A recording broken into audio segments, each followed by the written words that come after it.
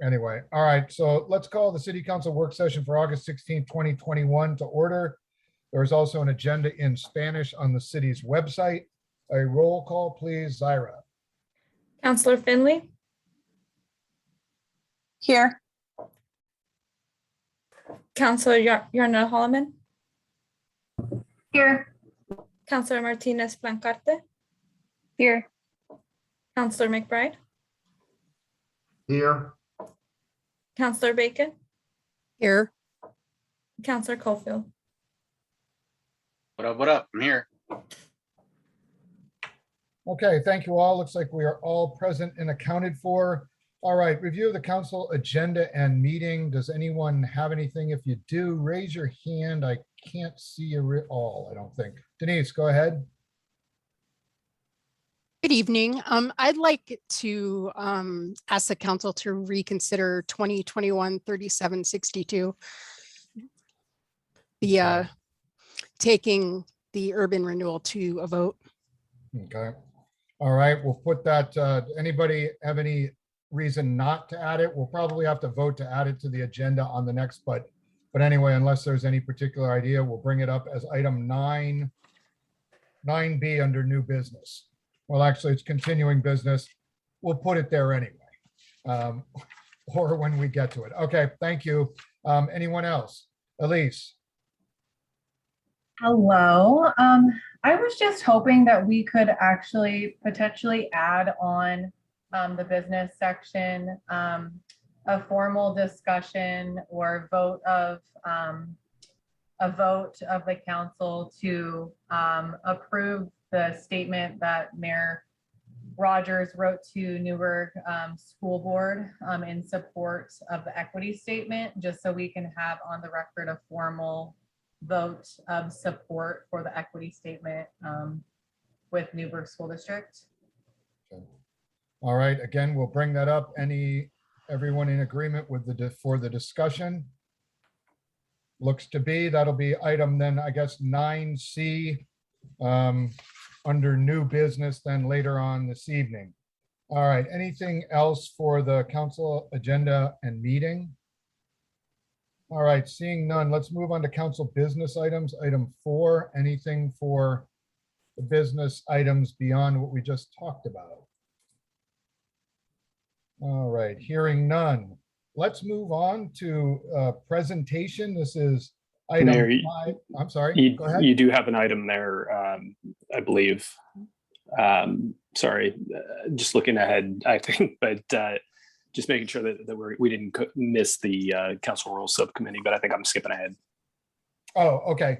That's yeah, Council for, Rules, it looks like it's on item 4A for the business session. So I think we got it.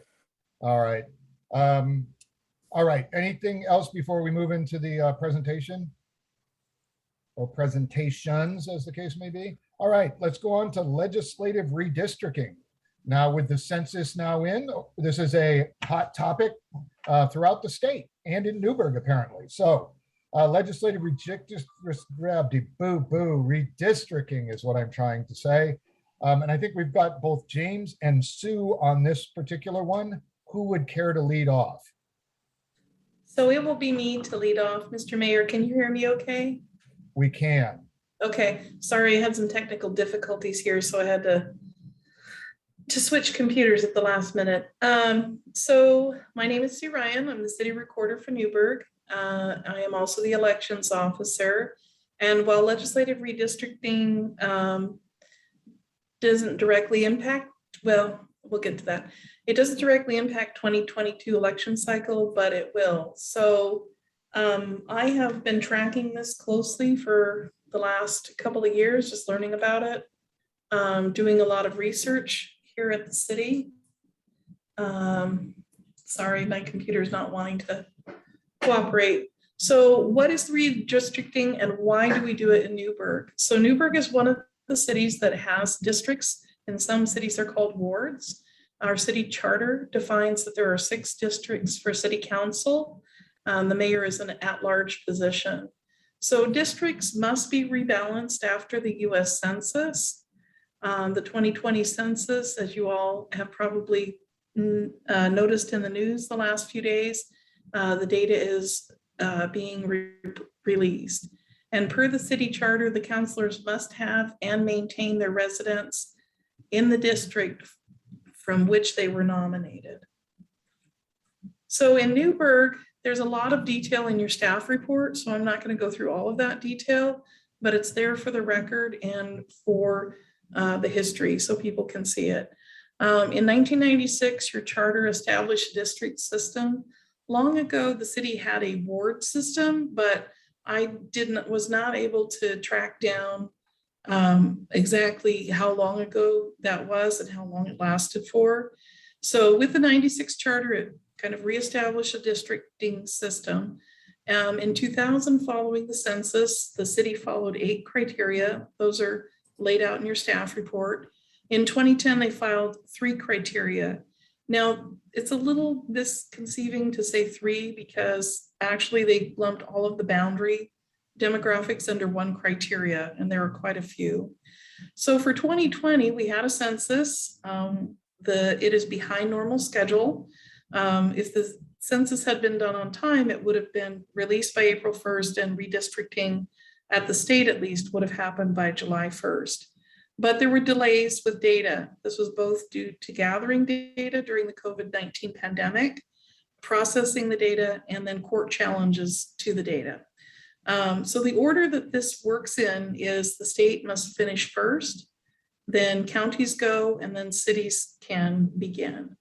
So I'm going to turn it over to James at this point, unless there's any questions on the history or the what and why of why we do redistricting at Newberg.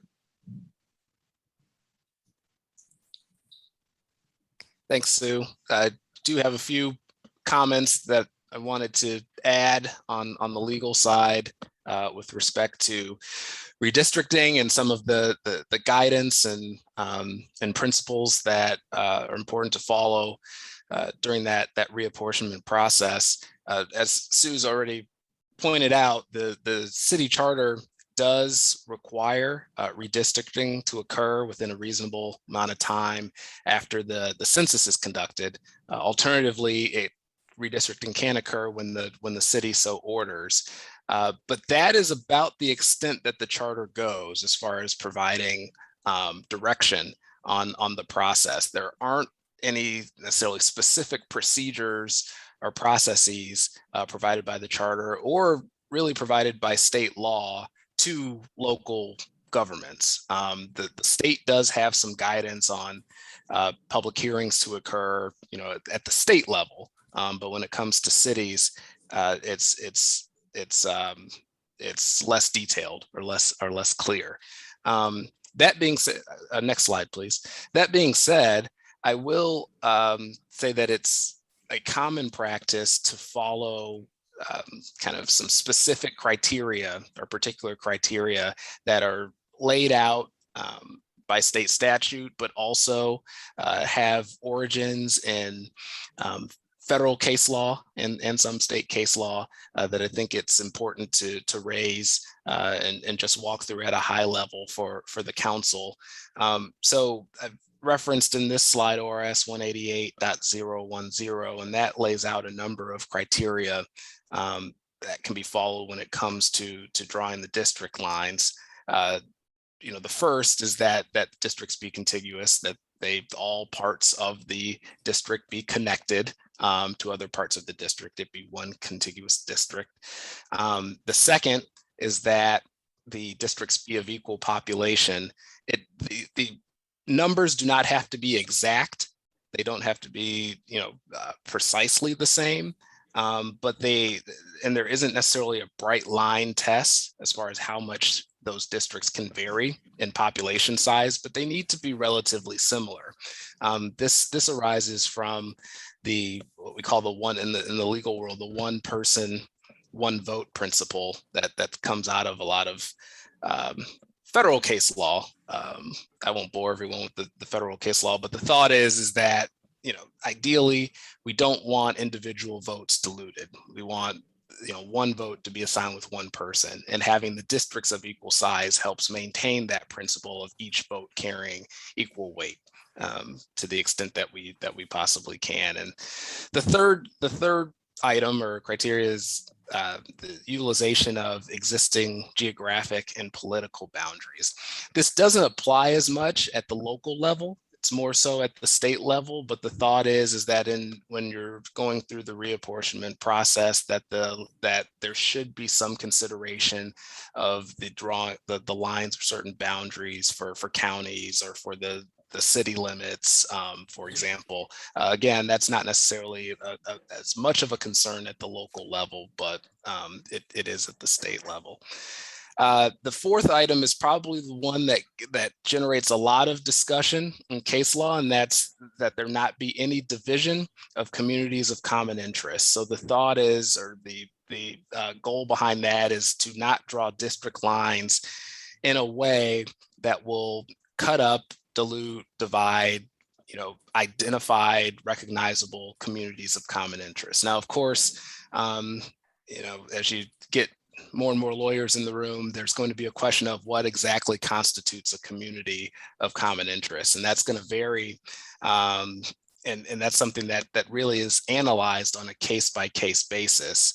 From the case law, we've come up with a loose definition of a community of common interest being groupings of people who have similar values, shared interests, or common characteristics. So it's intentionally fairly broad there, and it's going to be analyzed, at kind of on a case-by-case basis, depending on the context behind the redistricting. But it is one of those principles that we would look to carry forward of not dividing communities of common interest that we can identify in Newberg. And then one other item in ORS 188.010 is the connection of transportation links. So it's not necessarily a strict or hard and fast rule, but it's a rule where you look to have, for example, certain corridors or county roads can provide some guidance in tracking the shape of a district or how a district is configured, if you will.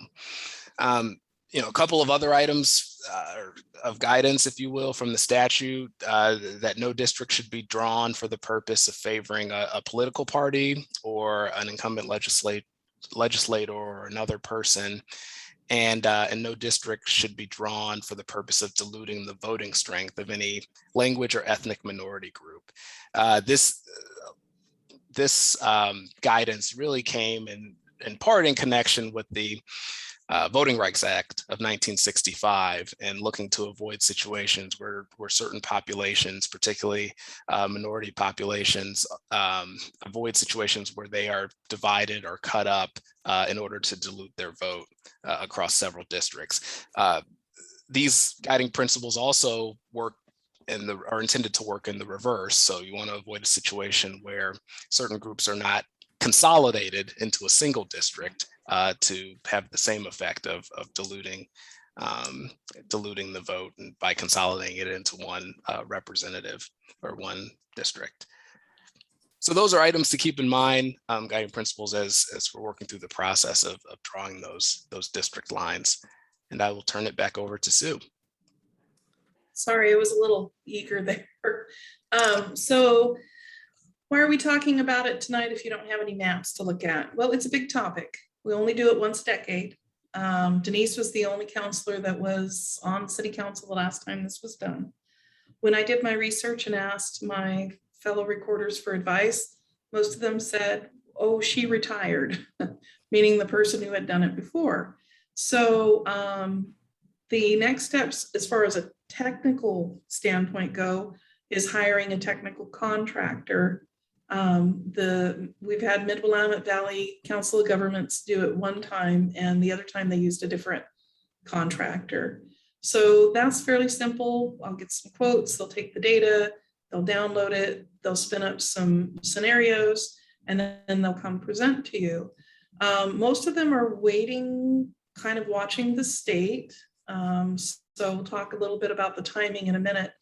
Part of the issue here is there's been a little scuffle in Salem over who's in charge of this.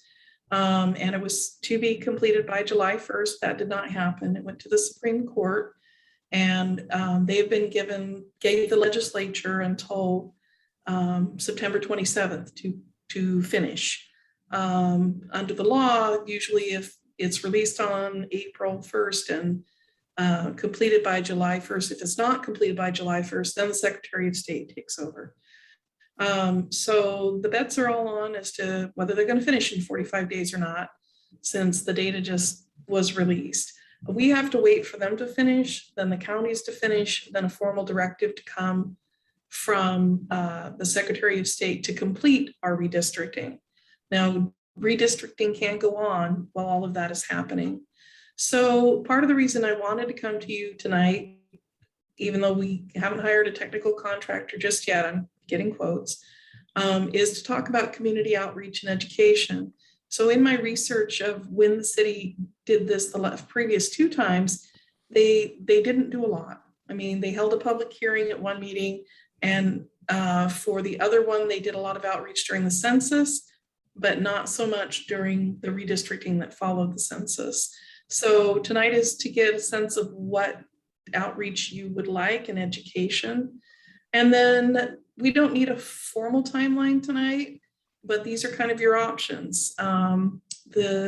To complete it before the 2022 election cycle begins, which James's firm had mentioned February 8th. That's the deadline for the state. Local candidates can't file until Memorial Day weekend, but the issue becomes if I have interest in an election and people want to know, what districts they qualify for, if we're changing the maps mid-election cycle, then I can't tell them that if we're moving the boundary lines. And option B, which James and I discussed this, is to set a separate timeline because our charter says within a reasonable amount of time or when the city so orders. And so it could be ordered by you, in the coming months after we get the data and do some outreach to possibly do it after the election cycle is completed. So that's it for me. And I'm going to stop sharing unless someone feels the need to see the map. I'll show you the current. I believe I did. Sorry, this is the problem with having to. Oh, sorry.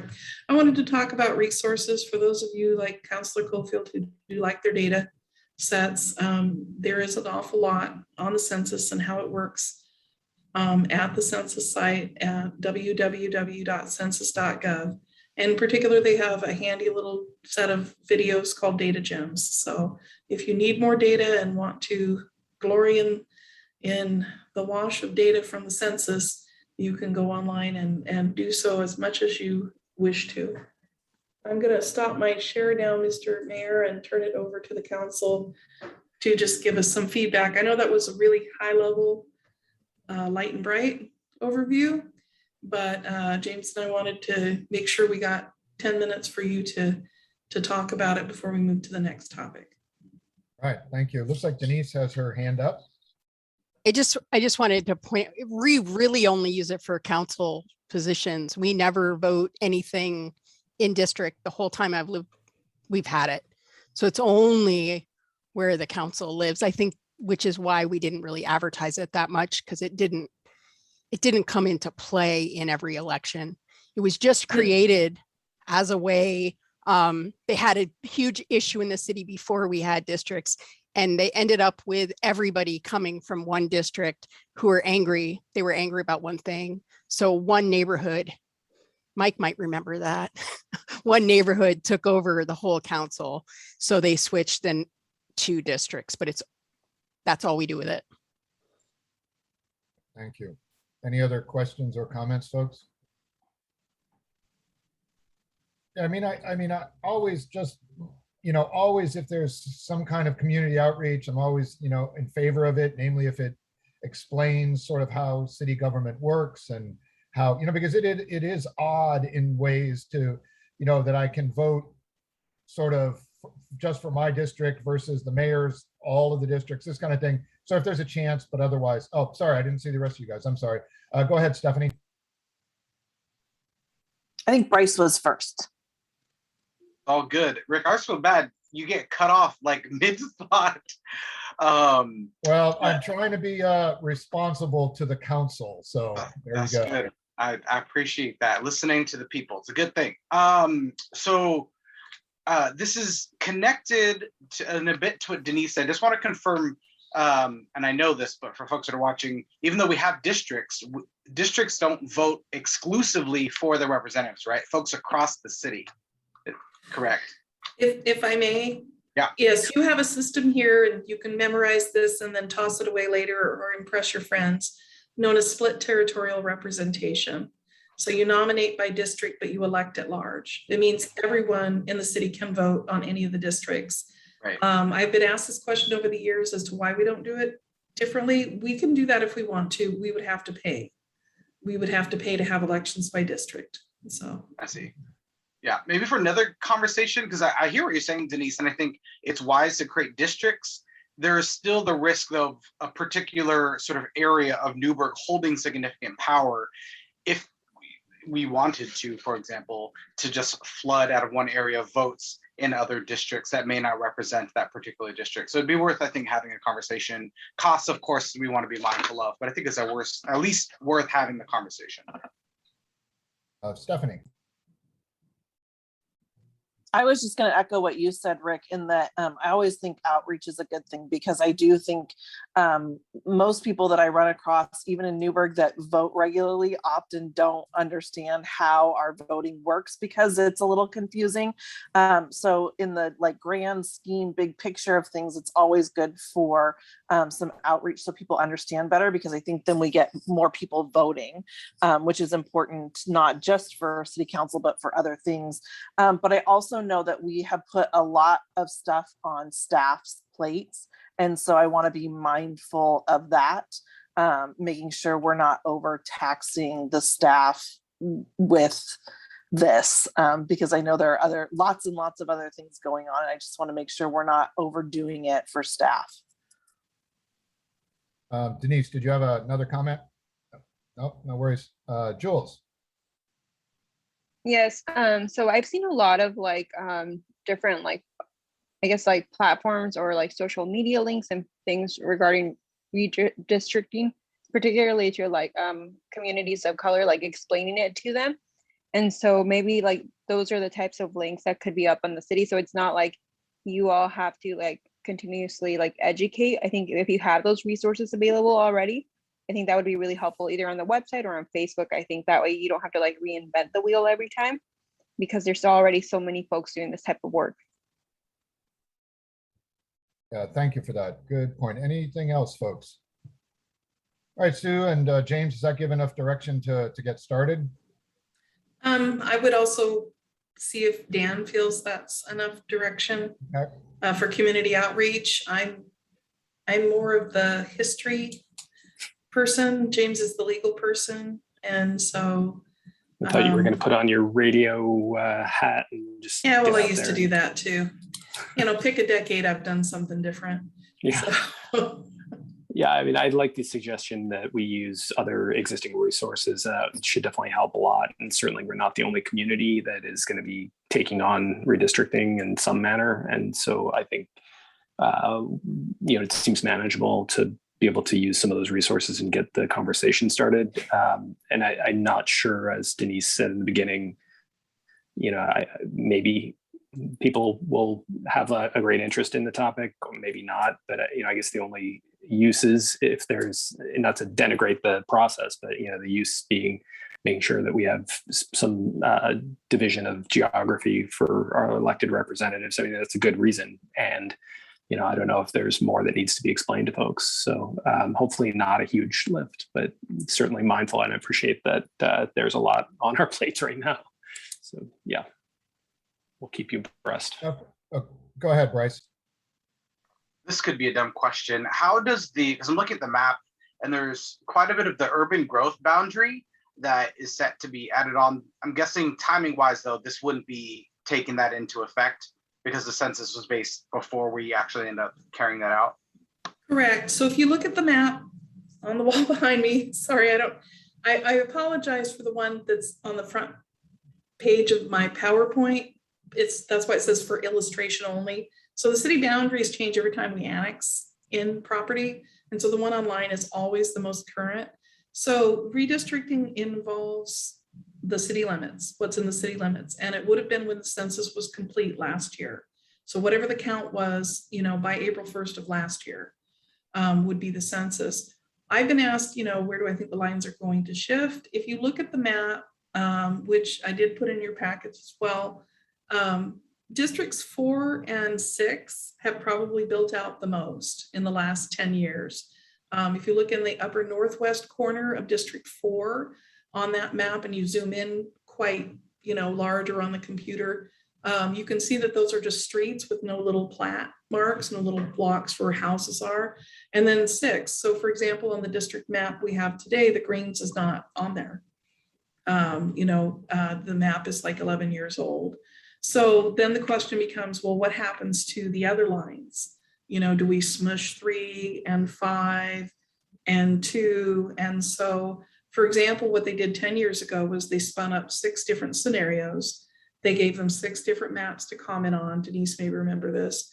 And then they said, okay, each of these has a 10% differential. Some cities do less. I've heard some cities do 3%. So, up to 10% is acceptable under the law. And then they say, this is what your redistricting maps will look like. What do you think? And they try and get you to narrow it to, a couple of choices and then make the final decision. So that's where I think community is going to come into play if you're going to move those lines around. They had a big discussion last time about cutting right through Friendsview and George Fox University. They considered those to be communities of common interest. Defining communities of common interest is also up to you. What do you consider that to be? So when we have got the data and downloaded it, one provider I've talked with had said, well, they can put in metadata tags. So you can go in and click your comments and enter what you think of, the number of different scenarios. So, the next steps would realistically be we enter into a contract with a data provider. They download the data, they spin it up, look at our old map, say this is what it can look like, and then we come back to you with that. It's probably realistically with my workload going to be, end of October, November. I just don't think I can get it done in September. Hopefully the boss agrees with that. So that then you would say, yes, go forward with district whatever, and this is the date it will be implemented. So you'll have to have a discussion about the timing of that date. Does that make sense? I hope so. Okay. Yep. Sounds good. Okay. Any other comments on redistricting, folks? All right. If you haven't seen any of the information on census data, either nationwide or in our state, it's fascinating. So take a look anyway. All right, next, let's move on to item 5B, presentation. And this is on the purchasing policy. And I believe I have Katie Strode, our finance manager, leading this, I believe. And there's Katie. Actually, I think it'll be a large team effort, so we won't throw Katie under the bus just yet. Oh, but all right. It's good to see Katie. It's good to see Katie. Yes, job. Katie, greetings to everybody. If you have not met Katie, namely this time of COVID, Katie Strode, our finance manager. So there we are. And then I'll let you all introduce the rest of the team who's going to be discussing purchasing policy. So I think we've got Katie, James, Kezia, and Christine, or is it Christy Taylor from Miller Nash. So that'll be the group. Just a very brief preamble, because I think we've got a good amount of material to cover. But really, this is a policy that we have in place that, like many organizations, don't have a lot of familiarity. Staff that use it don't always have the most familiarity with.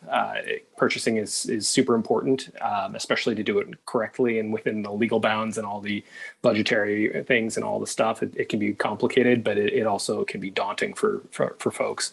So part of the effort here is to make sure, of course, that we are compliant with the law. Part of it is to make this as clear and understandable, usable to the layperson as possible.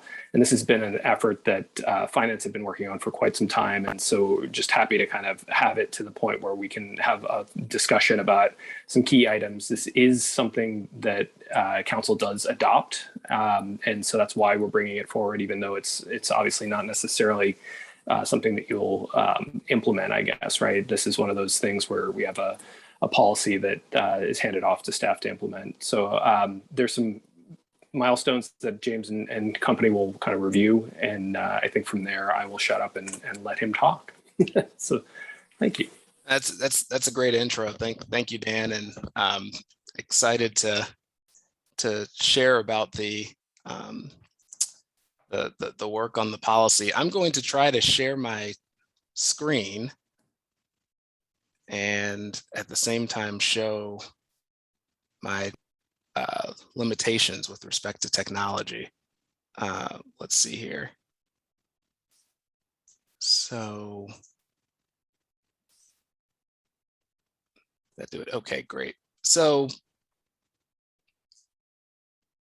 as Dan already pointed out, we're sharing a bit on the purchasing policy. I'll refer to it kind of interchangeably sometimes, the purchasing policy and the procurement policy. Dan already provided a lot of great background on the city's work on it thus far and some of the historical practices as well. We want to provide a little bit more background.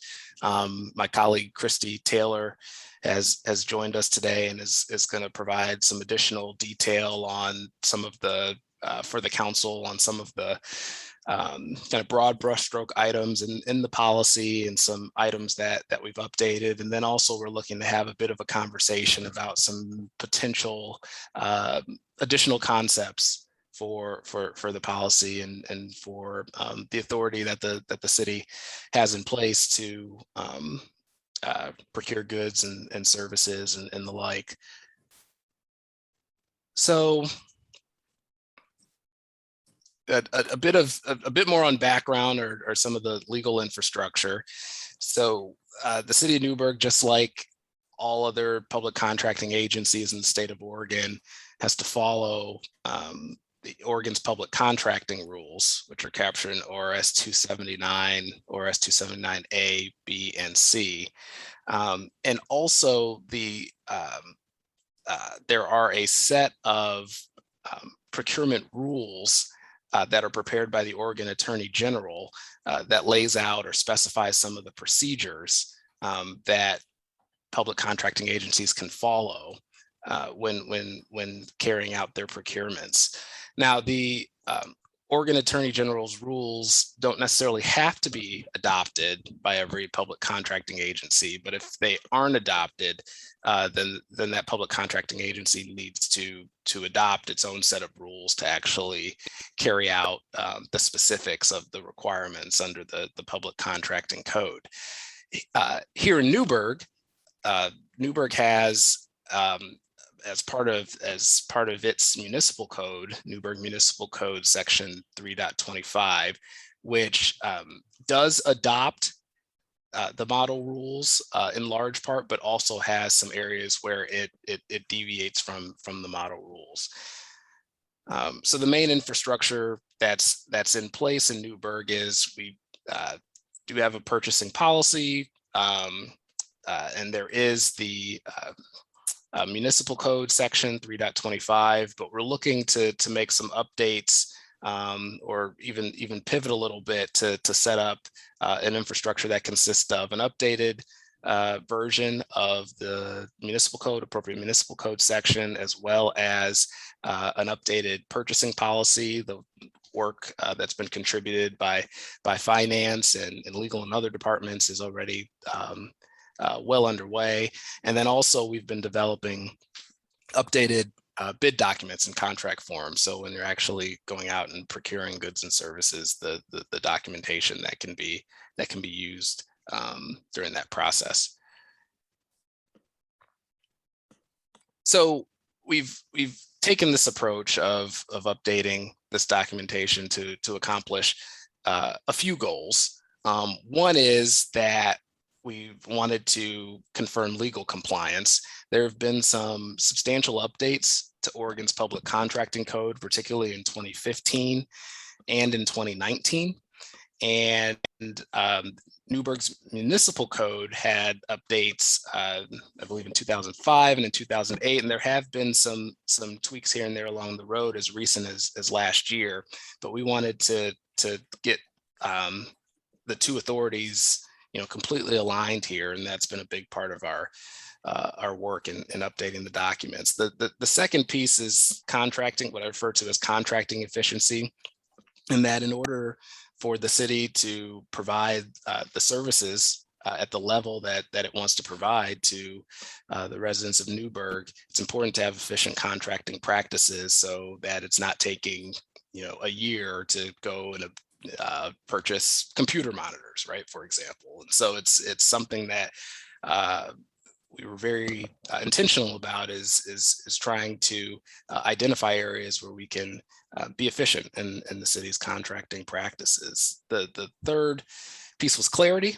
It is not the intent to have pages and pages and pages of legalese when reviewing the city's procurement rules. And so we wanted to develop resources that could be relatively quick reference guides for staff and others when looking at the city's procurement efforts. And then of course, council goals, looking for opportunities to advance council goals that have already been identified. And I'll get into a couple of opportunities a little later on in the presentation.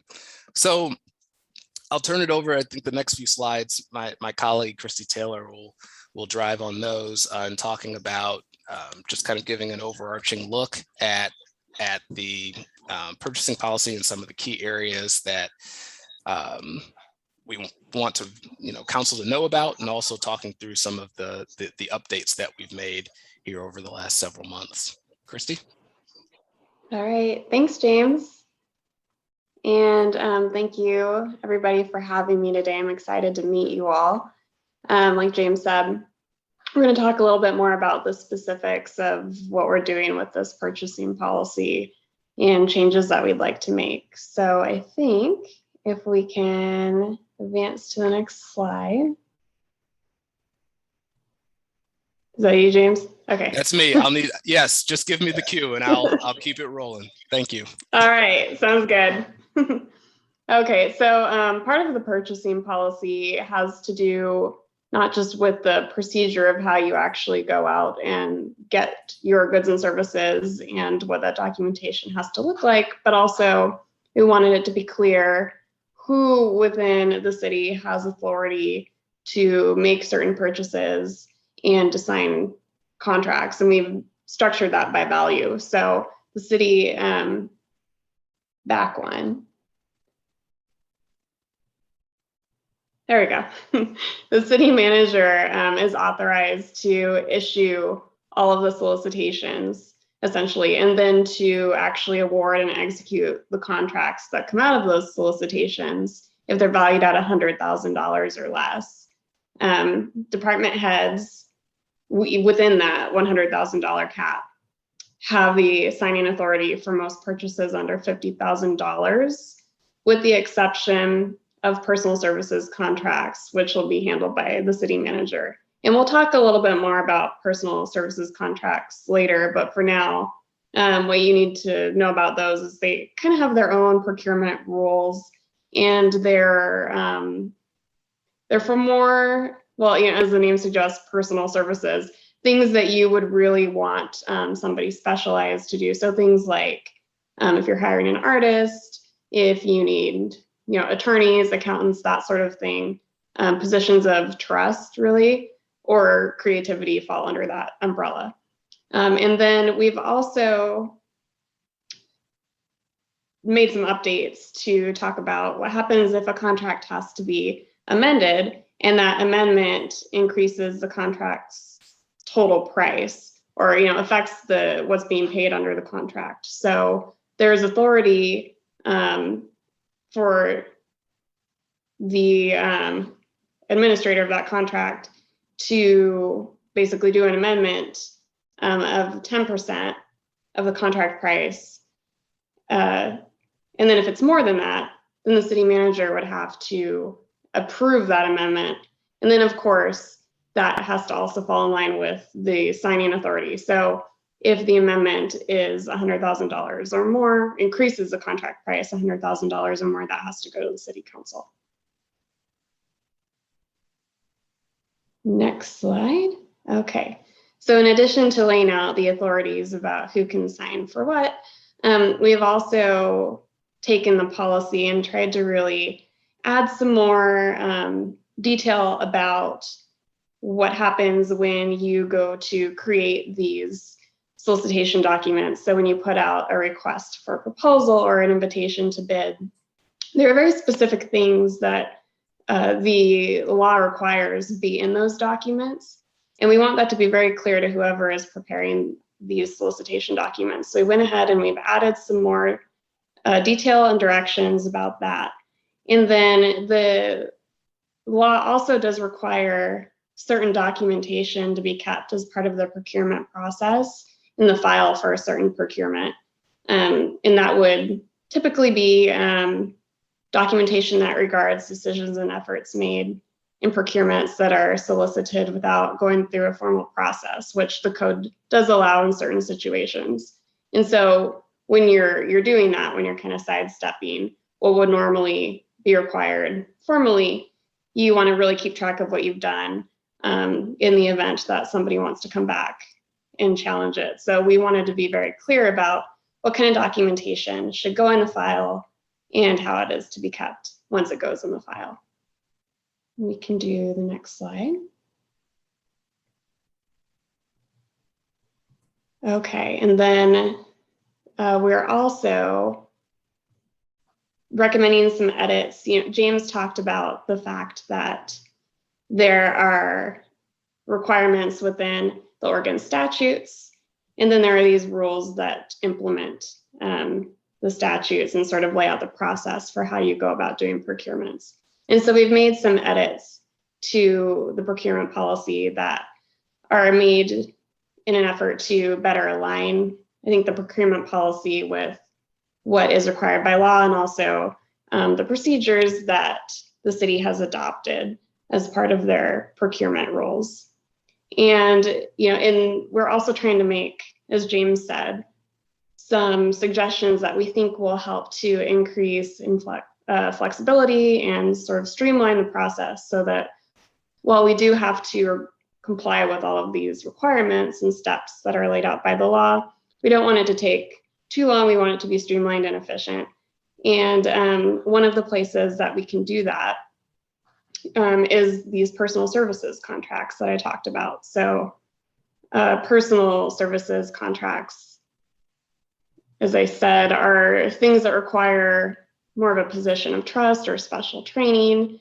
It's a particular skill or creativity, and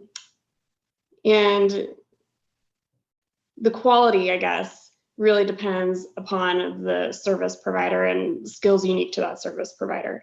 So when it comes to those kind of contracts, Oregon law actually provides local contract review boards, which would be the city council in this context, with broad discretion to adopt some tailored procurement rules for these types of contracts. And that's good news because it allows you to really tailor your procurement process to the way that you do things and your preferences as a municipality. So we are proposing, as part of this process, to update your municipal code and your purchasing policy, that we do a new set of rules where we're allowed this ability by the law to really customize procurement processes for personal services contracts. So what that looks like is we can set a little bit higher threshold for when you have to actually go do a full-blown formal procurement, an RFP or an invitation to bid. And we can provide more clarity about when you're allowed to do something a little bit more informal, but still competitive. So maybe you just solicit, get some competitive quotes from, say, like 3 vendors, instead of having to publish your RFP and try to get as many people as possible. And that you kind of get to have a shorter form RFP or invitation to bid process, and that kind of helps to speed things up. And so there are advantages to that, to laying out when you can do an informal procurement as opposed to this full-blown formal process. But then also some increased flexibility around when you can directly contract with somebody instead of having to go through a competitive procurement process.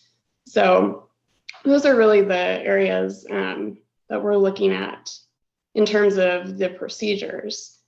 And James has a couple other areas of interest that have to do with, I guess, preferences when you're contracting, is the way I'll put it. So I'll turn it over to him to cover that.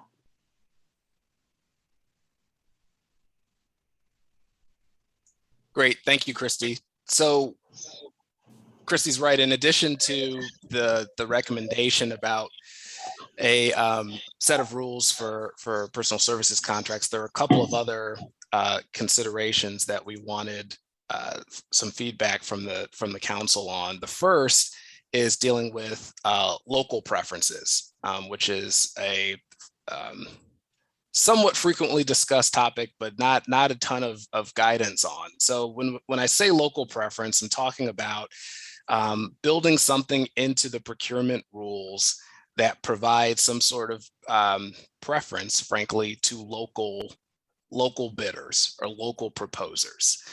In Oregon, we do have language in Oregon statutes that provides preferences to Oregon businesses. And there's also a 10%, what I call a 10% preference, which is basically kind of a 10% advantage on price when dealing with goods or materials that are produced entirely within the state of Oregon. But there's nothing in the public contracting code that touches on preferences at the local level.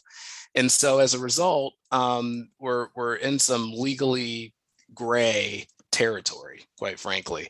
Now, there, in looking at the space and looking at what other local governments do, it's a very rare occurrence to see a local government have a local preference, at least from what we've reviewed. The only example that we located is from Benton County, where Benton County has basically a setup in their rules where if there is a request for proposals and all other items are equal with respect to quality, with respect to price, et cetera, then you can use the local presence of a proposer or bidder to tip that particular bidder over to winning the award.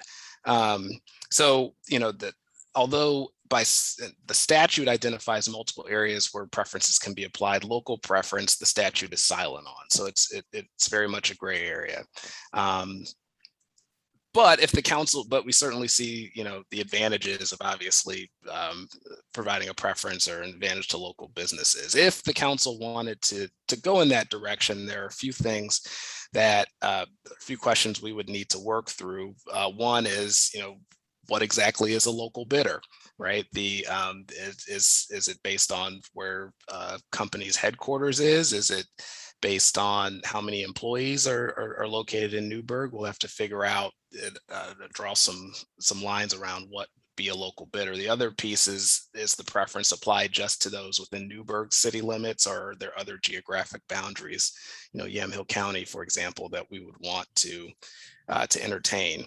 The second piece is the method of preference. Is it just a tiebreaker in the event that everything else is equal, like what Benton County has done, or is it something where there would be an actual kind of percentage? If the price from a proposer that's local is no more than 5% of the other qualified proposers, then we'll take the extra 5% because they're local, right? Is a question to consider.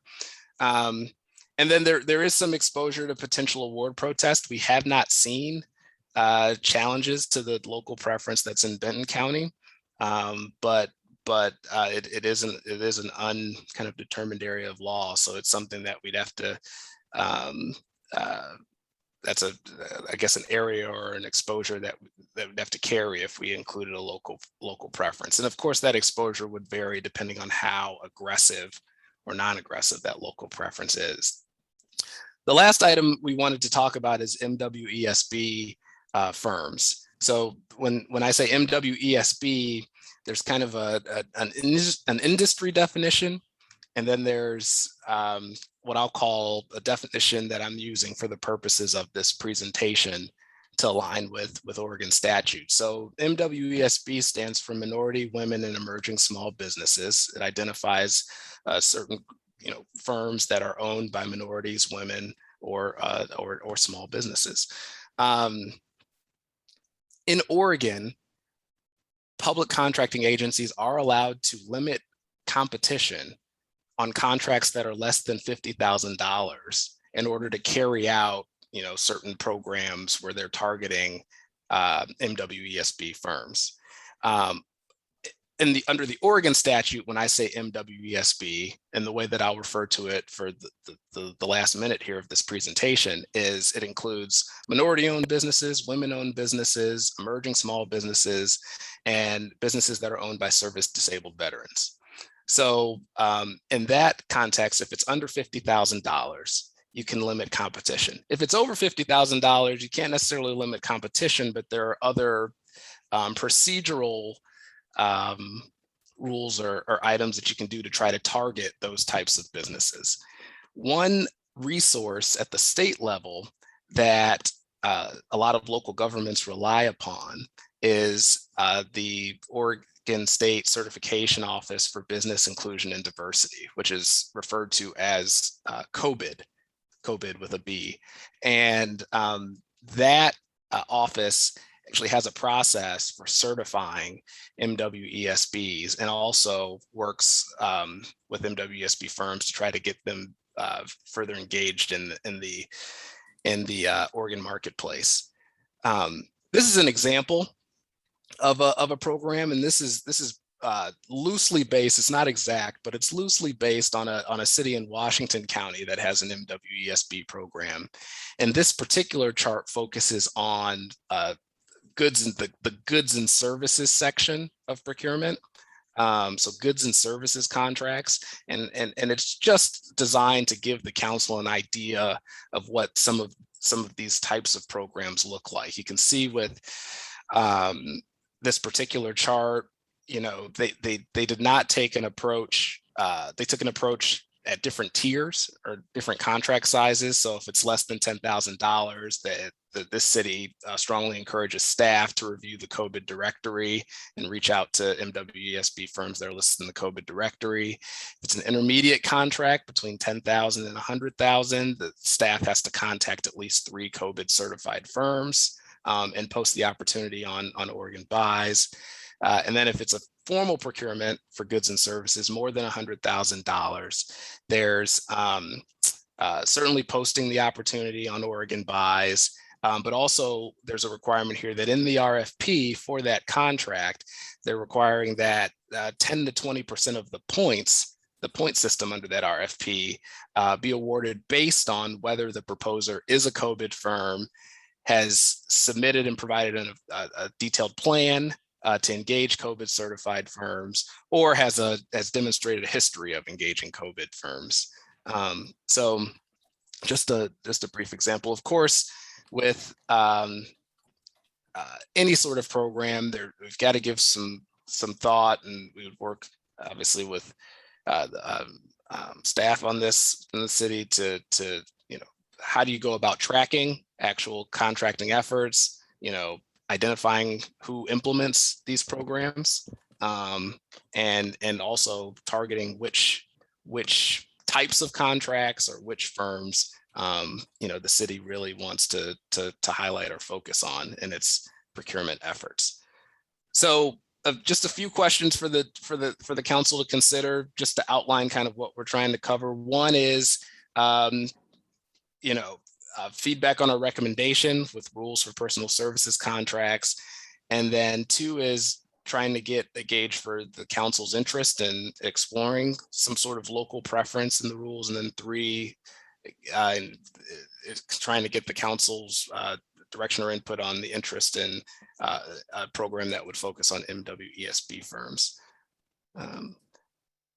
And so I will stop sharing from there. And Mr. Mayor, I will turn it over to you for questions and comments from our all-star team here.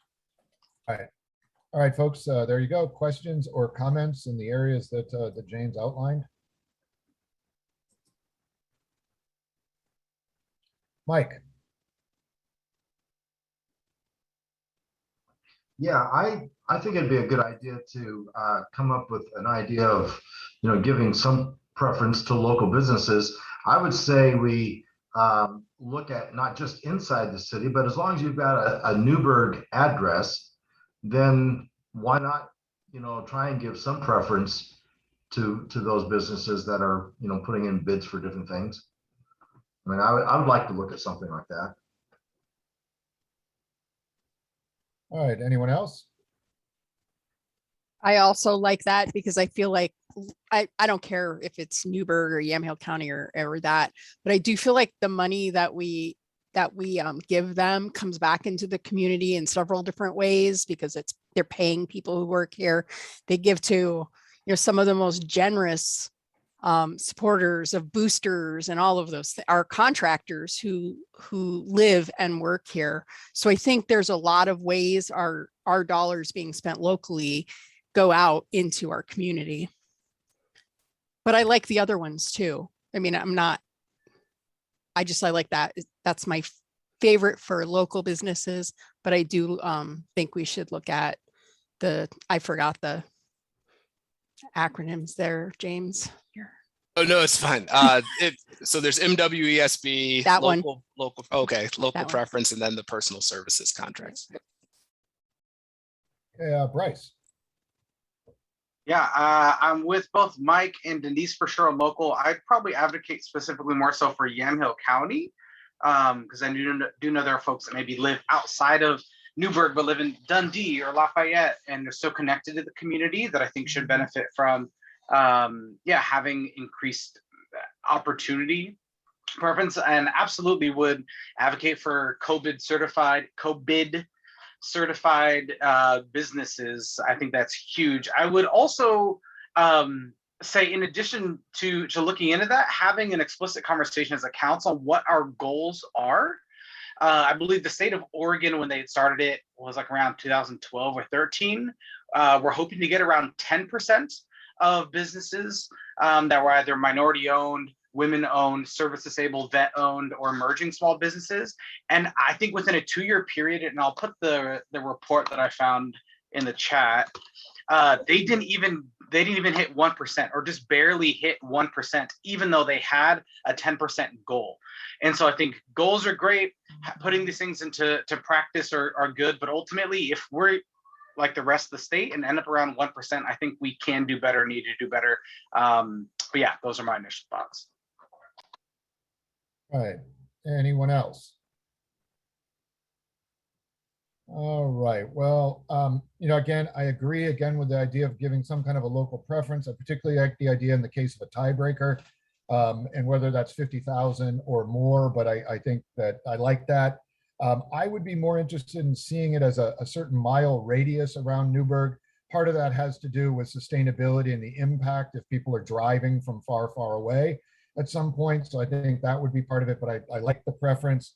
Yeah, the COVID, definitely. I mean, I think if we can work that. I appreciate Bryce's comment regarding goals. I think that probably is something that should be quantified for all of our goals, honestly, that we should have sort of targets rather than just saying, hey, this would be nice, but actually a target goal. So I think that's good. Any other questions or comments, folks? Yeah, and otherwise I was pleased with the procurement policy direction. No concerns there. So, well, James and team, is that enough to go with? I think we've got some direction. Dan, I don't know if you think that if there were any other items we should cover, but I think there's some good direction here. I think we're probably good. We will bring this back since we said in the beginning, you'll have to adopt it. So there'll be another chance to see the details and kind of walk through that in more detail, and there'll be more items to discuss. But that hopefully won't be decision points. It'll just be informing you of this is what's in the policy. And I think based on the direction we've got, we can probably input some items in there. Right. Anything else on this particular topic? All right. Well, super team. Real Thank quick. you for being here this evening, all of y'all. So we'll see you. Sorry, Rick. Oh, sorry. Go ahead, Bryce. I'm No, sorry. you're good.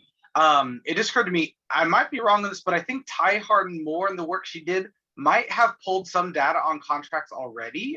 I might be wrong, but that might be a decent place to start to get some sort of baseline for where we've been, and give us an idea of where we might want to go from there. I think she had tried. I don't know that there was data available. That is sort of the follow-up to all of this, is once we have the purchasing policy and some of those things in place, we start to collect the data. And that's one of the efforts, is to centralize a little bit of that and put the onus on departments to collect information. Right. Imagine if we go with co-bid certified, that might be a little bit easier to sort of filter. Outside of that, for minority-owned, women-owned service, disabled service veterans, that might be more hard, but COVID might be a good place to start. All right, that's another thing that, just as a point of reference, one of the things that I think we've come to learn over the last couple of years, that a lot of the systems at the city may not be as automated as we might hope.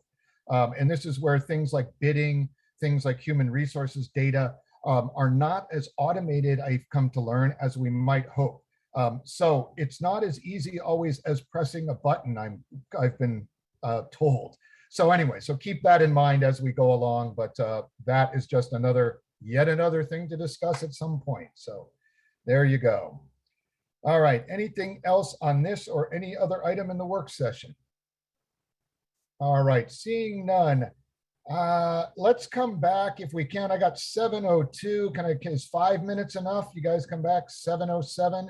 We've got some folks waiting for us. I'll see you in 5 minutes. All right, so folks, this is the City Council business session for August 16th, 2021. The meeting is now called to order. For those listening at home or wherever you may be listening, the agenda can also be found in Spanish on our website. So Sue, a roll call, please.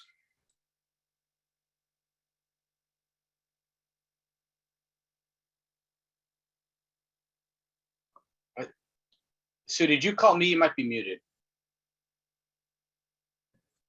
Too many computers. Councillor McBride, Here. Councillor Cofield, Here. Councillor Yarnell Holloman, Here. Councillor Martinez Plancarte, Here. Mayor Rogers, Here. Councillor Bacon, Here. Councillor Finley. Here. Mr. Mayor, all present. Okay, thank you. For those listening at home, our apologies for restarting this meeting a bit late. We got a little tied up in our work session, so our apologies. Next on the item, or the agenda, a pledge of allegiance, please. I pledge allegiance to the flag of the United States of America and to the republic for which it stands, one nation, under God, indivisible, with liberty and justice for all. Okay. All right. First item, otherwise committee appointments. This is item 4A. We've got appointments for council subcommittee on council rules. If I recall correctly, this would be appointing councilors Bacon, Martinez Plancarte, and Yarnell Holloman to a subcommittee on, as it stated, rules. So any discussion on the subject? All right. Hearing none, how's about a motion?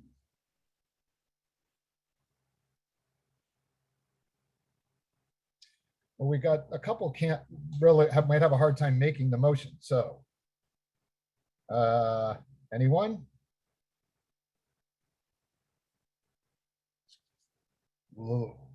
Looking for a motion on council appointments. I see Mike's hand. There it is, Mike. Thank you. Yeah, I move that we go ahead and vote on this motion, or pass this motion, I guess. Approve it, that's. A second on the motion to approve. Okay, and a second. Any further discussion?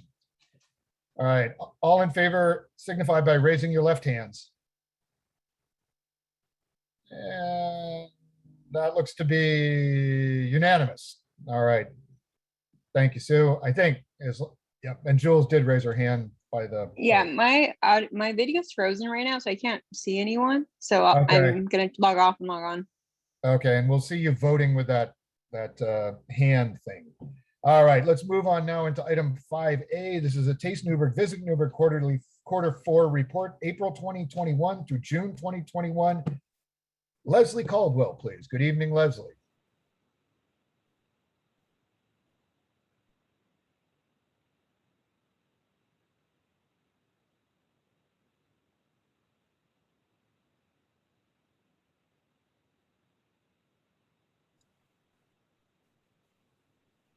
Can you hear me now? We can. All right. I tried to call in because my audio wasn't good last time, I was informed. So hopefully this works better. So thank you, Mayor Rogers, council, and staff. I am pleased to present Taste Newberg's April through June 2021 quarterly report. Next slide, please. So as a reminder, Taste Newberg's mission is to enhance the economic vitality of the community by promoting Newberg as a year-round visitor destination. Its purpose is to build brand awareness, stimulate a year-round visitor economy, attract and educate tourists about Newberg and Yamhill County. We promote overnight lodging stays to Oregon residents as well as out of state. We support local tourism industry businesses to help drive economic impact. We represent area interests as a conduit between business partners and industry organizations. Next slide, please. So the website is our primary asset. We update it regularly with fresh content. We update our listings, new businesses, blog articles, and events. Our listings also populate on Travel Oregon, as well as Willamette Valley Visitors Association's website. And for businesses that are within a 20-mile radius of McMinnville, they're also included on Visit McMinnville's site. So we wrote 2 blog articles last quarter targeted at May in Wine Country, as well as Newberg Lavender Trail. We supported more than 50 industry partner businesses through these campaigns. Total blog views were 3,700. We continue to update our COVID and travel alerts page, which serves to provide visitor resources specific to traveler safety protocols and requirements, as well as guidance on visiting businesses and wineries and restaurants, as well as links to state and local resources. Our goal is to provide inspiration and safe travel information, sometimes for people planning currently, as well as those planning well into the future. Next slide, please. So for the quarter, we had over 12,450 unique users to our website. This is up 490% to prior quarter. And on the next slide, I'll address why that might be. So due to our Facebook ad and search engine marketing campaigns. So page views total more than 24,000, reflecting a 308% increase quarter over quarter. Our website sessions were up by 700%. The average time on site decreased to 1 minute. We will continue to analyze our website visitors' journey so that we can increase visit time and content relevancy. So our social media results reflect growth of 24% on Facebook and 7% on Instagram. Instagram has more followers than Facebook, but we see engagement stronger on Facebook. Next slide, please. So we hired Madden Media, who is a tourism-focused digital marketing agency whose work centers on driving visitation rather than just clicks. Madden's goal is to inspire awareness of Newberg while also driving consumers down the traveler's journey toward desired conversion metrics.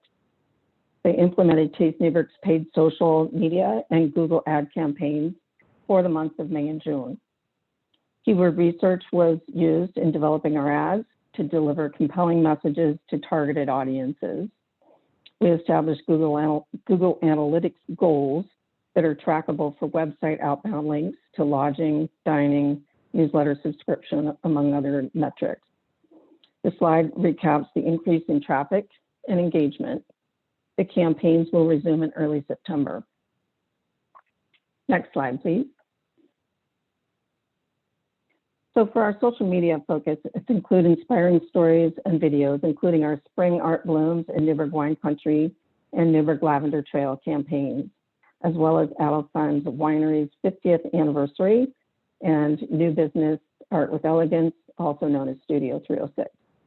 If you haven't had a chance to visit it, it's about a block from the Chehalem Cultural Center on Sherman. It's a lovely, lovely gallery. We boosted some of the Facebook posts based on strength of content and targeted specific demographics for the drive markets in Oregon and Washington, depending on travel advisories that were in place at the time. Next slide, please. So we sent consumer newsletters out highlighting our seasonal promotions, as well as Chehalem Cultural Center events and gallery exhibits, in addition to outdoor wine tasting offerings, events, and new business openings.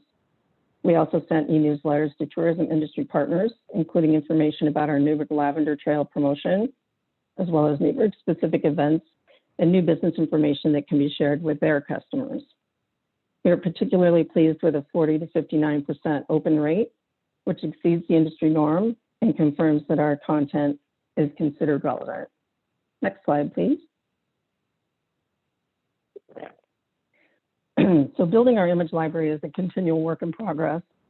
This past quarter, we focused on capturing images of downtown cityscapes, shop interiors, and products for our seasonal campaigns, as well as new businesses. We produced 13 videos, which resulted in over 3,300 views on social channels. Next slide, please. So during the quarter, we geared up for the Newberg Lavender Trail promotion, as well as updated our media target list for a larger geographical outreach regarding summer travel to Newberg Wine Country, as well as Wine Country Pride Month activities. We distributed a press release about the Newberg Lavender Trail. We also earned media coverage highlights, which included In Noir Voyage and Couverture, focusing on Oregon Wine Country and Oregon's Willamette Valley, with mentions of the Allison and 13 other industry partners.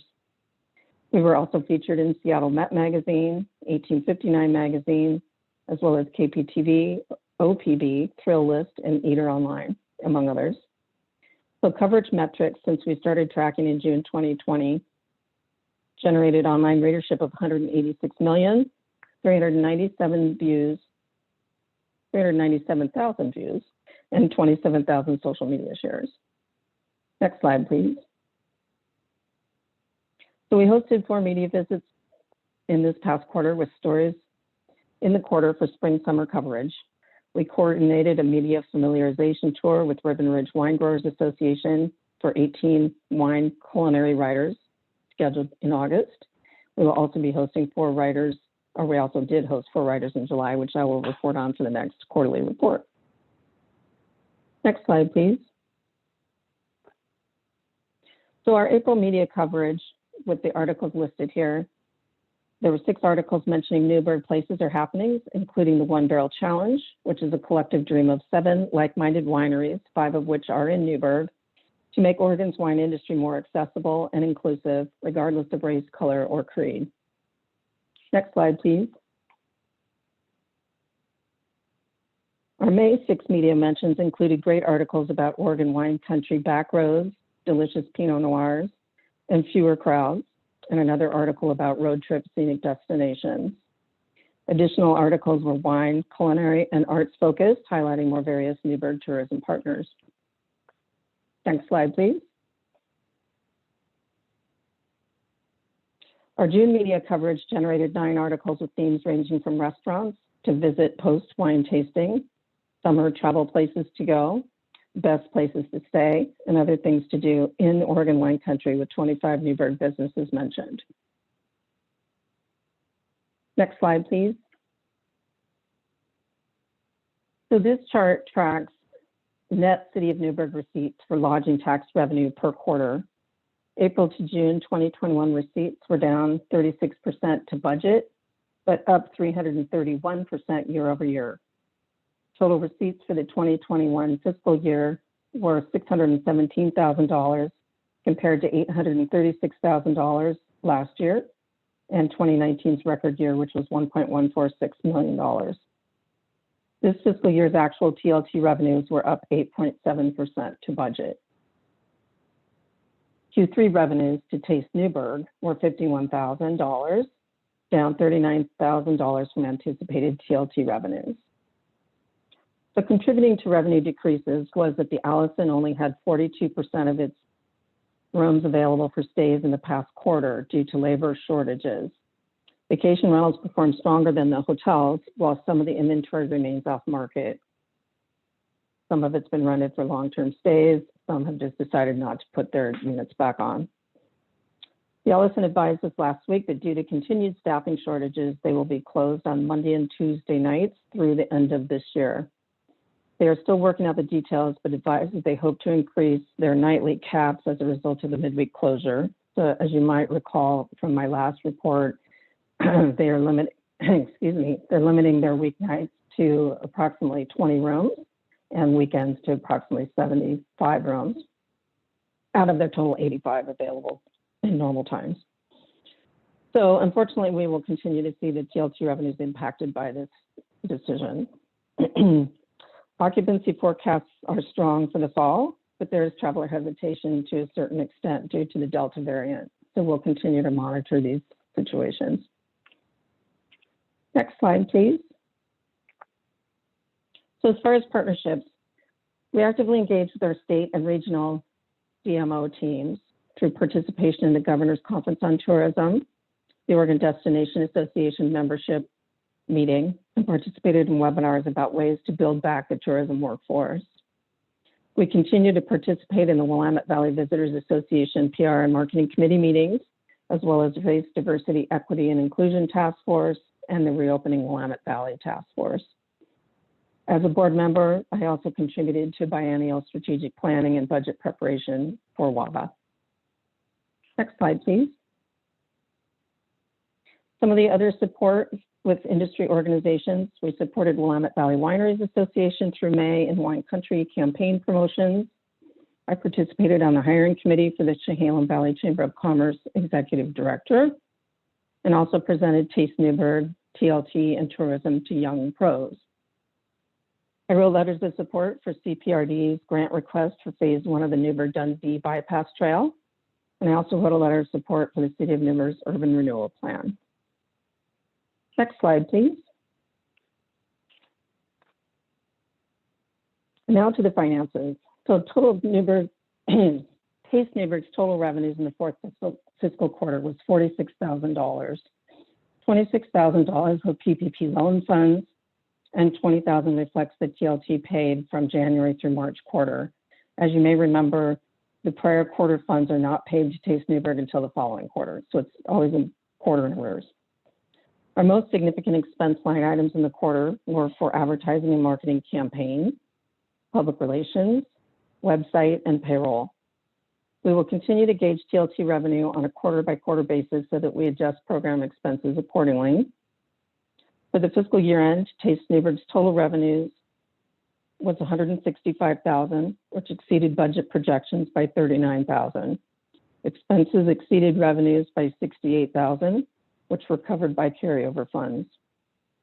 The balance of carryover funds are allocated for this current fiscal year with intent to fully deploy our brand campaigns and other marketing initiatives as presented in our annual plan and budget. Next slide, please. So that wraps up my presentation, and I'm happy to address any questions you might have. Okay, folks, if you have any questions or comments, raise your hands and I will recognize you.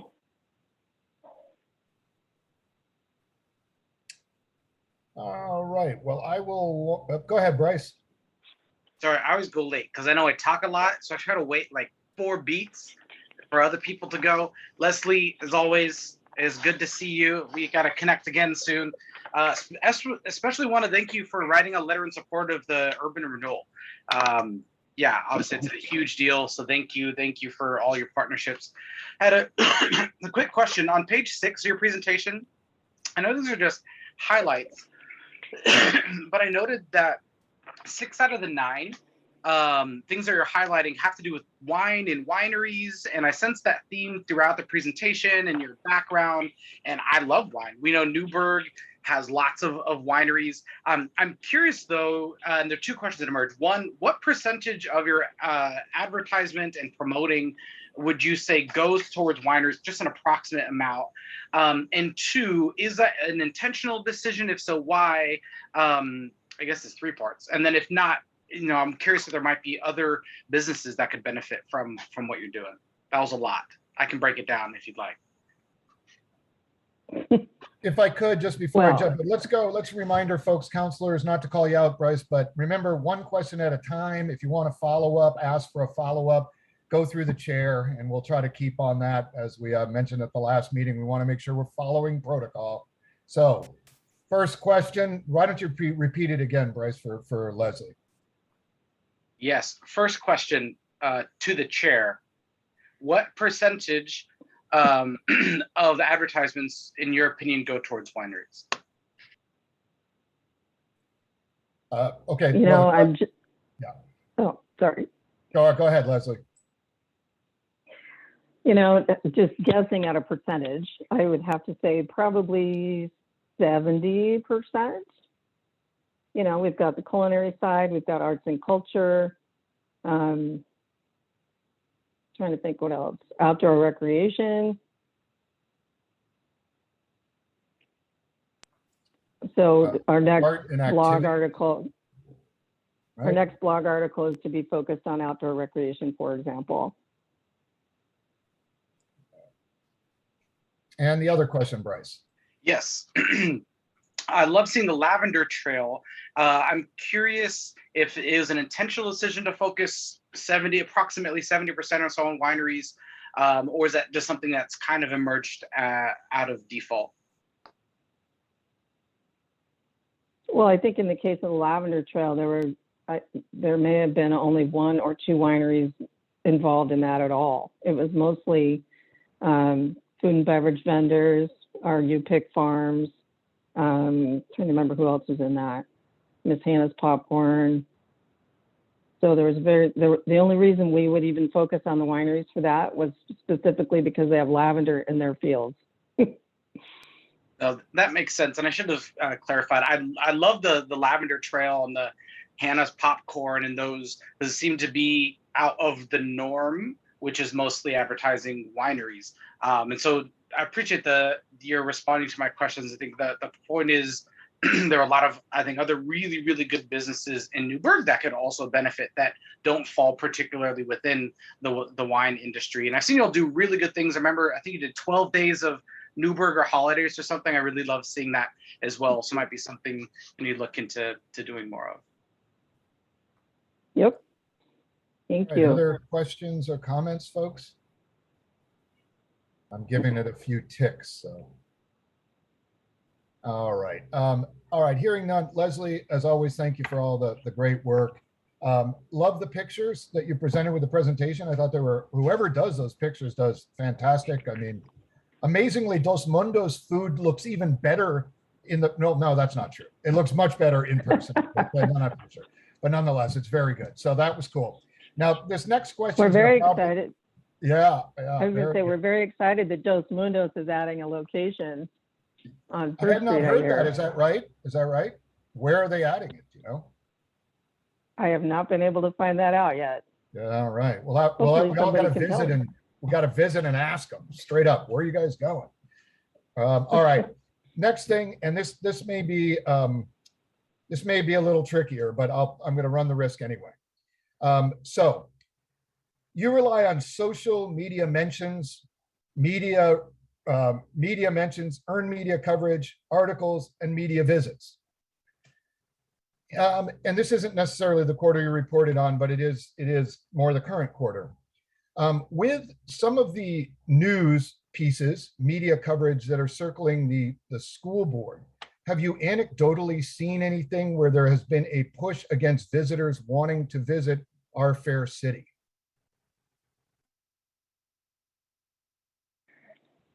I have not seen anything as yet. My PR team is monitoring the situation and they send me anything that, any feeds that they feel may be headed down that path, but nothing so far. Okay.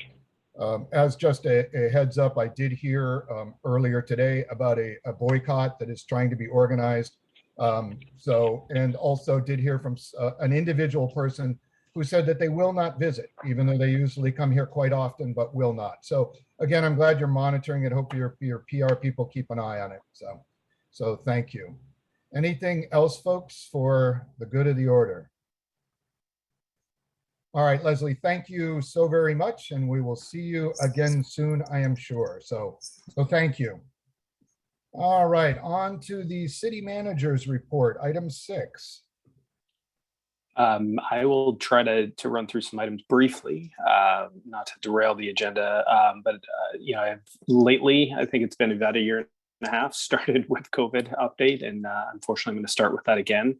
You know, and really just want to share what is probably, unfortunately, the sign of the times, the you know, kind of where we stand with the Delta variant in particular, but we are experiencing a significant increase, as I'm seeing across the state and obviously also in the Yamhill County and Willamette Valley region.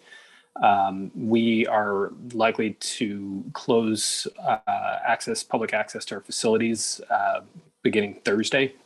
We're doing that in part for 2 reasons. One, we're seeing how some COVID contacts within our employees, and that will limit our ability to actually serve, especially if folks are needing to come on site and you know, being in contact with one another. But also, you know, the concern about how readily this is spreading, that Delta is spreading. The caseload today was reported by OHA was 4,396 cases, and I believe 15 deaths. And so trying to make sure that we don't create hotspots in Newberg and also are able to maintain service to our residents. And honestly, right now, since the end of July, I think we've had upwards of 10 to 12 employees who have either been contracting COVID or who have been out due to being in contact with folks in the community, whether at home or in other manner, whether it's colleague, they've had contact with COVID. So, you know, really out of the abundance of caution to preserve our operations and making sure we can serve that as our core mission, serve the community. Taking the step to close things, which really is a bummer and actually has the most impact, I think, on the library. And we're putting in plans in place right now for making sure we can do curbside, continue the curbside service that we've provided, but not necessarily have people come inside the library. So a bit of a return to where we were earlier in the COVID life cycle.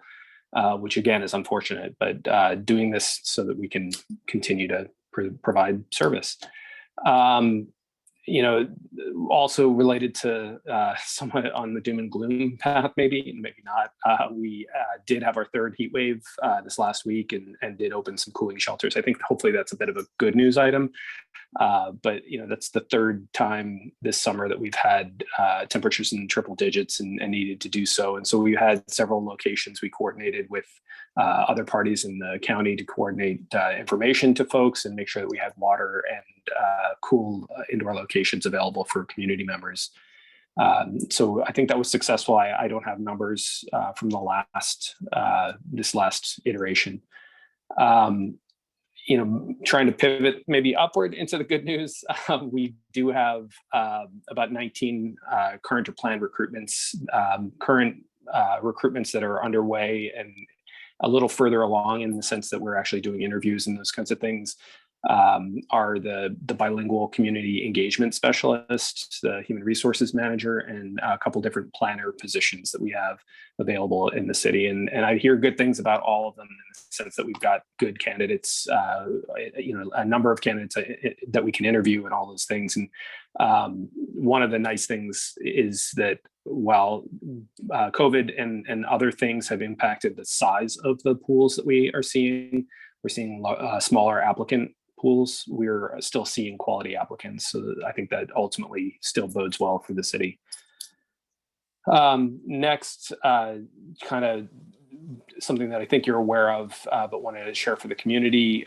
We had talked about quarterly budget meetings, budget committee meetings, such that we would use the first of these new quarterly meetings to talk about ARPA, the American Rescue Plan Act. And so we will be doing that. They're on our agenda, and we'll make sure that we actually provide the background information, all those things. August 31st and September 15th are those two meetings. And again, we'll try and provide information to the committee ahead of time, as well as post that publicly. Looking to make some decisions about criteria and trying to get some sense as to how we might want to allocate the funds that we have coming to us from the federal government. And then last couple items, it's interesting that Leslie was on and sort of reminded me, Polly Peterson with NDC sort of initiated the stable table conversation, which is something that the McMinnville folks do. We were exposed to that through Taste Newberg. They brought over the folks in downtown McMinnville. Talked about this idea of cooperation and getting together on a regular basis to communicate among the various entities that do kind of partnership activities related to economic development. And so really looking to build a stable table, a greater level of dialogue and communication, and hopefully some cooperation that has been lacking in that space among NDC, the Chamber, and Taste Newberg, and the city. And so attended the first meeting, and the new Chamber Executive Director, I believe, starts in a couple weeks, Scott Parker, and he will be here coming from Colorado.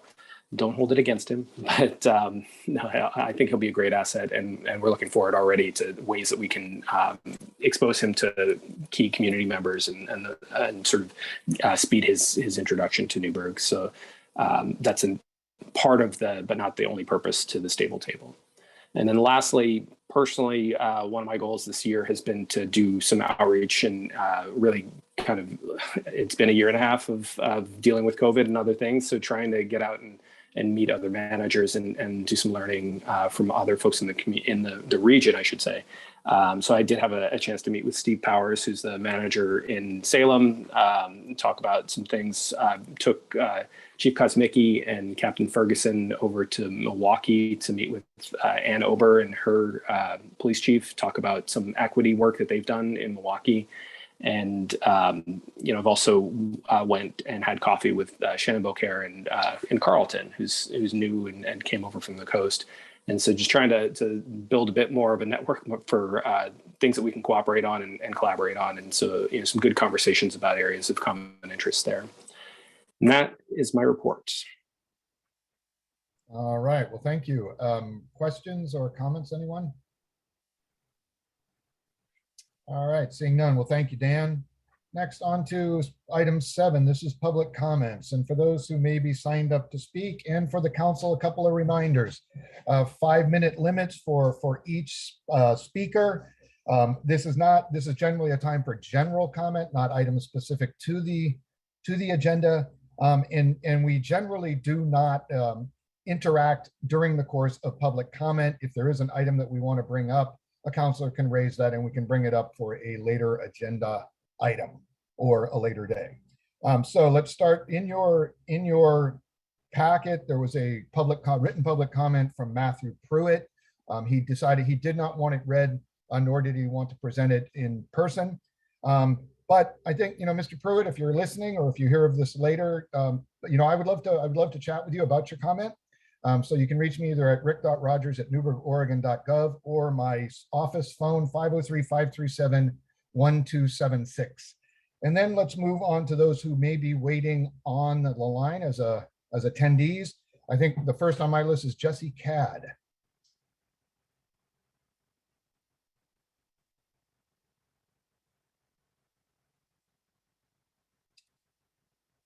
All right. Good Hello. evening, Mr. Cad. How are you? I'm good. Thank you very much for letting me speak real quick. I just wanted to introduce myself. I'm a recent returnee to Newberg. I went to George Fox and got married here, bought our first house here, and we moved on and did other things for a while, but we're back and we're happy to be back and hoping to join the community and be involved in as much as we can. I wanted to comment on the Urban Renewal Plan, which I was very interested to listen about at the last meeting. And just let you know that I fully support it personally, and I understand that the city can't get behind any efforts to get the vote out on that if it does continue to be on the ballot. And I personally am going to do what I can to let people in my community know that it's a worthwhile thing to vote for and hope that it passes. I was going to limit my comment to that, but just after having listened to some of the other things that have been said tonight on the topic of the school board, I just wanted to add that I was one of the commenters who wanted to speak at that board, but didn't get a chance to. I was going to speak in support of the decision to remove the symbols, the divisive political symbols from the classroom. I'm not going to go on at length about that here, but I just wanted to take the opportunity to say that, there's definitely a difference of opinion on this. And the moral outrage that I hear from certain individuals on the city council and the school board is matched by the moral outrage on the other side. So don't think that it's a one-sided debate. There are definitely two sides to this story. And I look forward to the vigorous conversation that this community will have over that topic, hopefully respectfully. Thank you very much. All right, Mr. Cad, thank you so much. And again, as mentioned earlier, if you'd like to chat further, rick.rogers@newbergoregon.gov or 503-537-1276. So welcome back to Newberg. Thank you. All right. All right, next on my list, I believe I've got Molly Olson.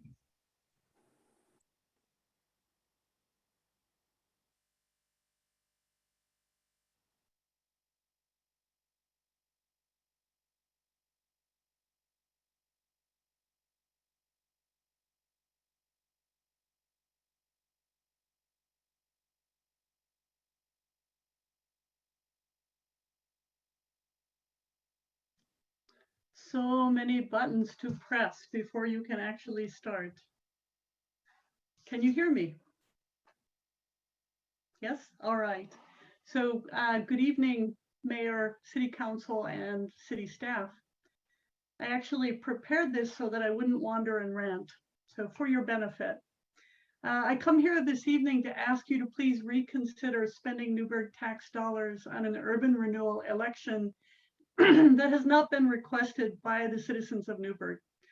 I ask that you do not agree to put this on the ballot unless asked to by the citizens of Newberg.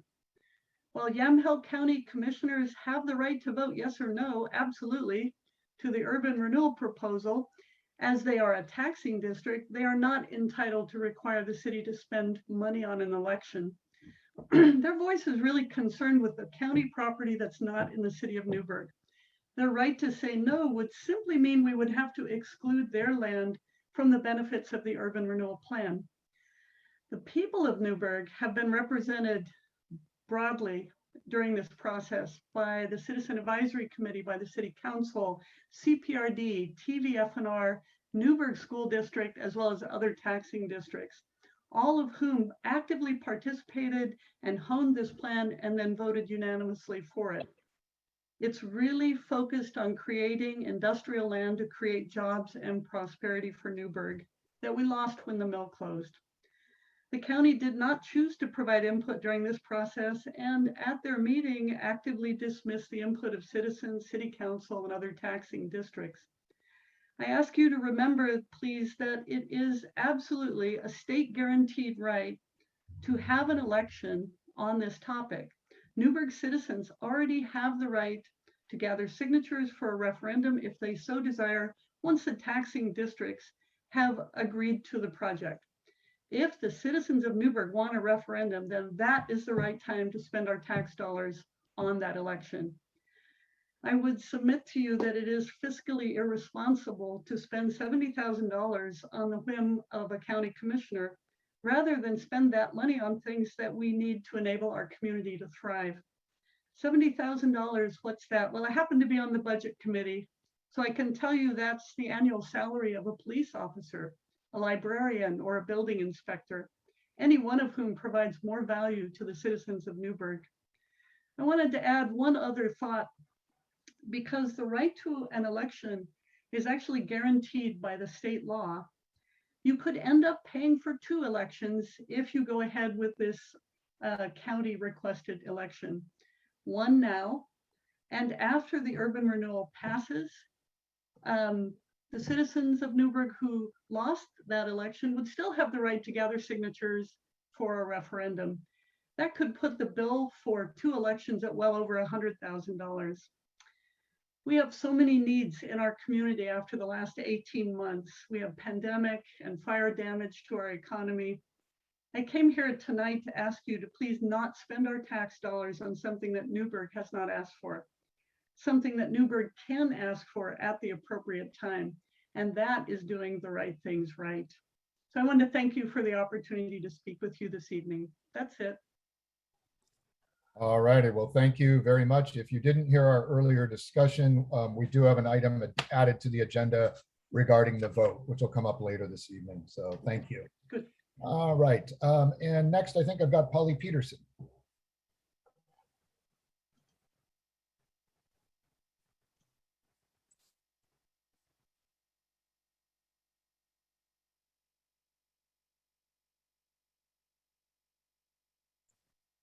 All right, good evening, Polly.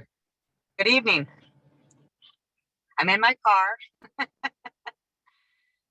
And I thank you very much for allowing me to speak on the Urban Renewal Plan and the discussion that you're going to have later today.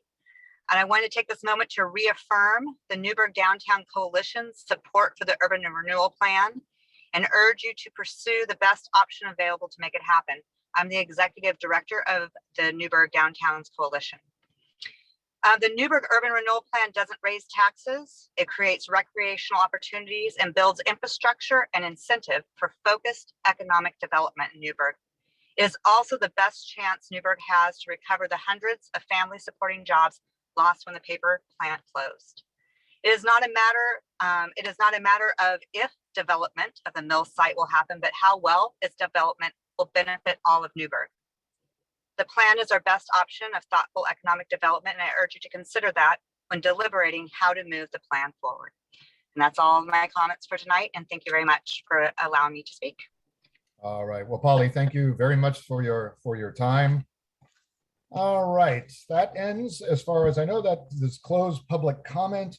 Let's move now to item 8A. This is the consent calendar, and if I could get a motion, that would be great. Mr. Mayor, I move that we approve the consent calendar. All right, and do we have a second? Second. And Mike with a second.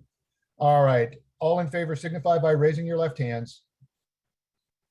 Passes unanimously, Sue. All righty, folks, thank you very much. At this time, actually, we're on to item 9A. This is new business. And at this moment, I'm going to declare an actual conflict. This is discussing a potential grant to Newberg Area Habitat for Humanity, for which I spend my days. So if I could hand the proverbial gavel, since I don't have an actual one, to Council President Finley, that would be great. And then if you all, I'm going to sign off. If you guys can just text me or something, and I will sign back in. And you do not need to tell me what happened. I will hear from somebody else at Habitat. So thank you, and I will see you in a bit. Thank you, Mr. Mayor. Is this you, Dan?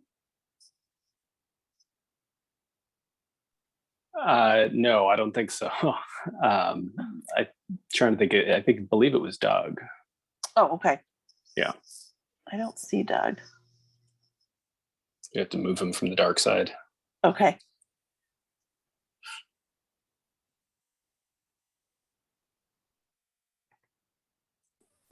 That's because I was in the waiting room. Hi, Doug. Thank you. Patience is a virtue. Thank you, Council President. So what we have before you tonight is a proposal to do a grant award to Newberg Area Habitat for Humanity.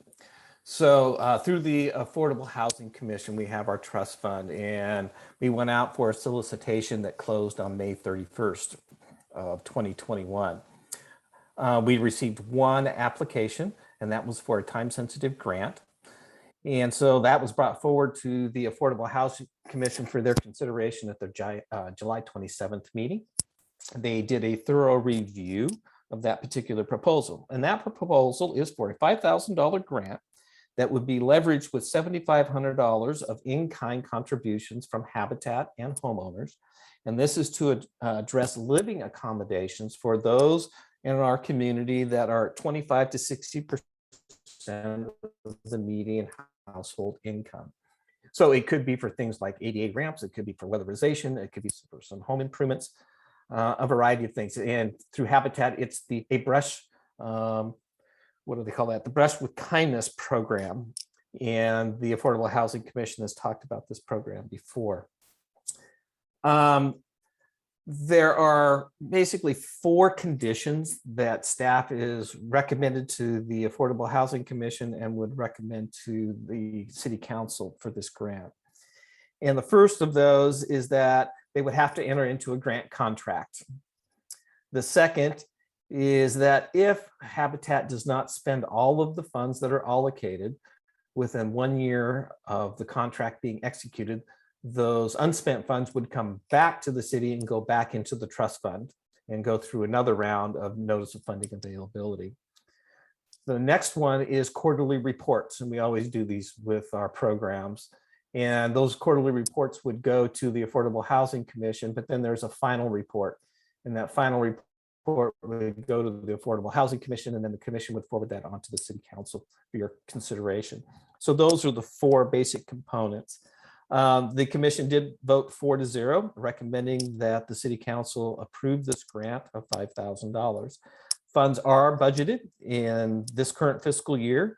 We had actually a little over $17,000 in grant funds available, and Habitat is requesting $5,000 of those funds. Staff's recommendation on this one is to adopt resolution number 2021-3761. Thank you. Thank you, Doug. Are there any questions?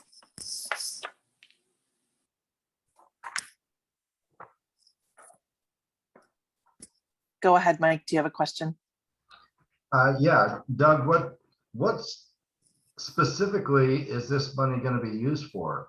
You kind of mentioned it could be a variety of things, but isn't there, when they apply for this, isn't there like a specific thing that they're wanting to do with that money? The Brush with Kindness program, Counselor, so I'll back up. So they're looking at doing 7 projects, and those projects are basically household based. In certain situations, it could be that a household needs an ADA ramp for those who live in that household that are disabled. So, Habitat would evaluate that. It could be a home weatherization issue. It could be some new windows. It could be that somebody's HVAC system is no longer working. So those are the kinds of examples. So we did not hone this down to just a specific project, because each household could have a particular or different need. But the $5,000 again will be matched with the $7,500 from Habitat, from in-kind and cash, and financial contributions from those homeowners to do those specific improvements.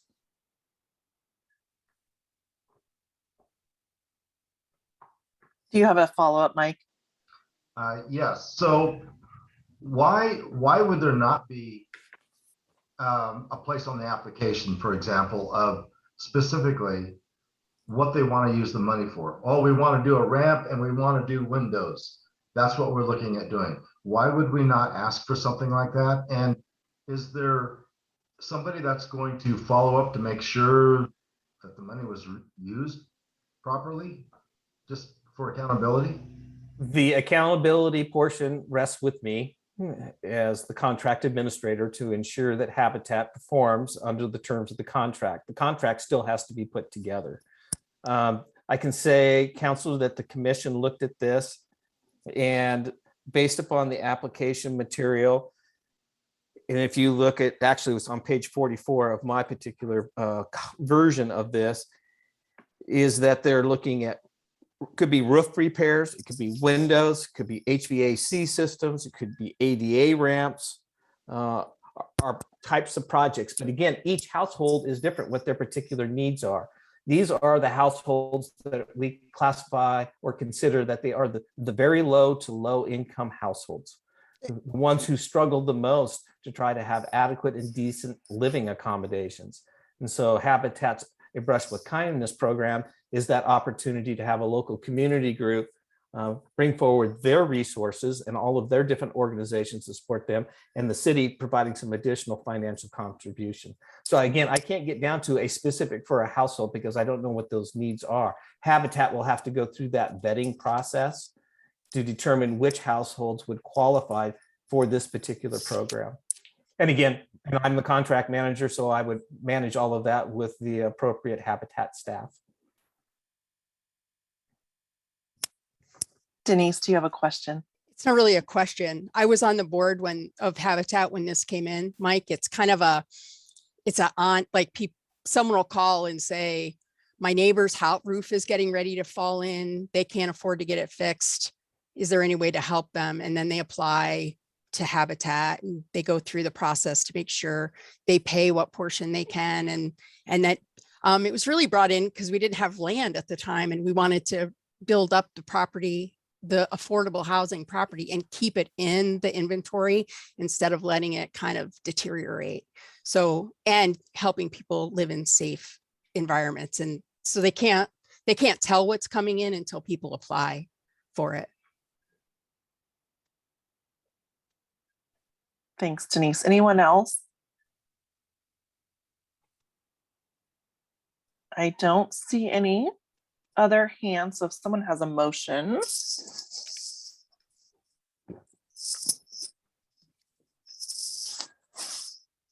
Denise, go ahead.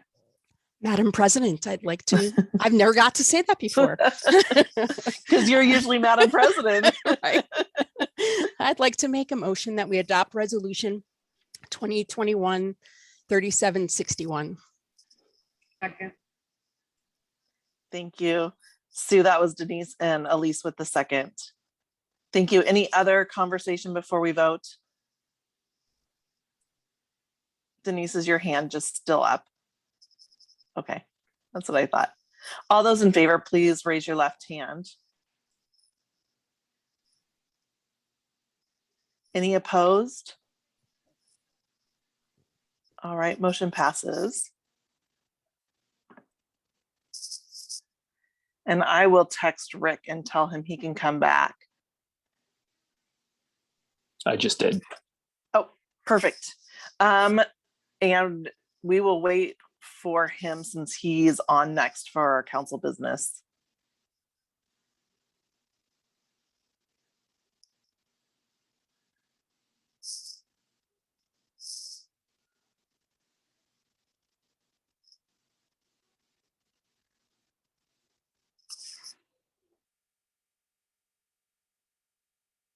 It's all yours, Rick. You're muted, though. All right. Thank you. All right. Well, all right, folks. So we have a couple additions to tonight's agenda. So let's start with item 9B, I guess we'll call it. This is a motion to reconsider 2021-3762. Denise, if you want to lead us off, that would be awesome. Sure. Mr. Mayor, I'd like to make a motion that we reconsider 2021-3762, the discussion on the referral that we voted on at the last council meeting. All right. Do we have a second? Second.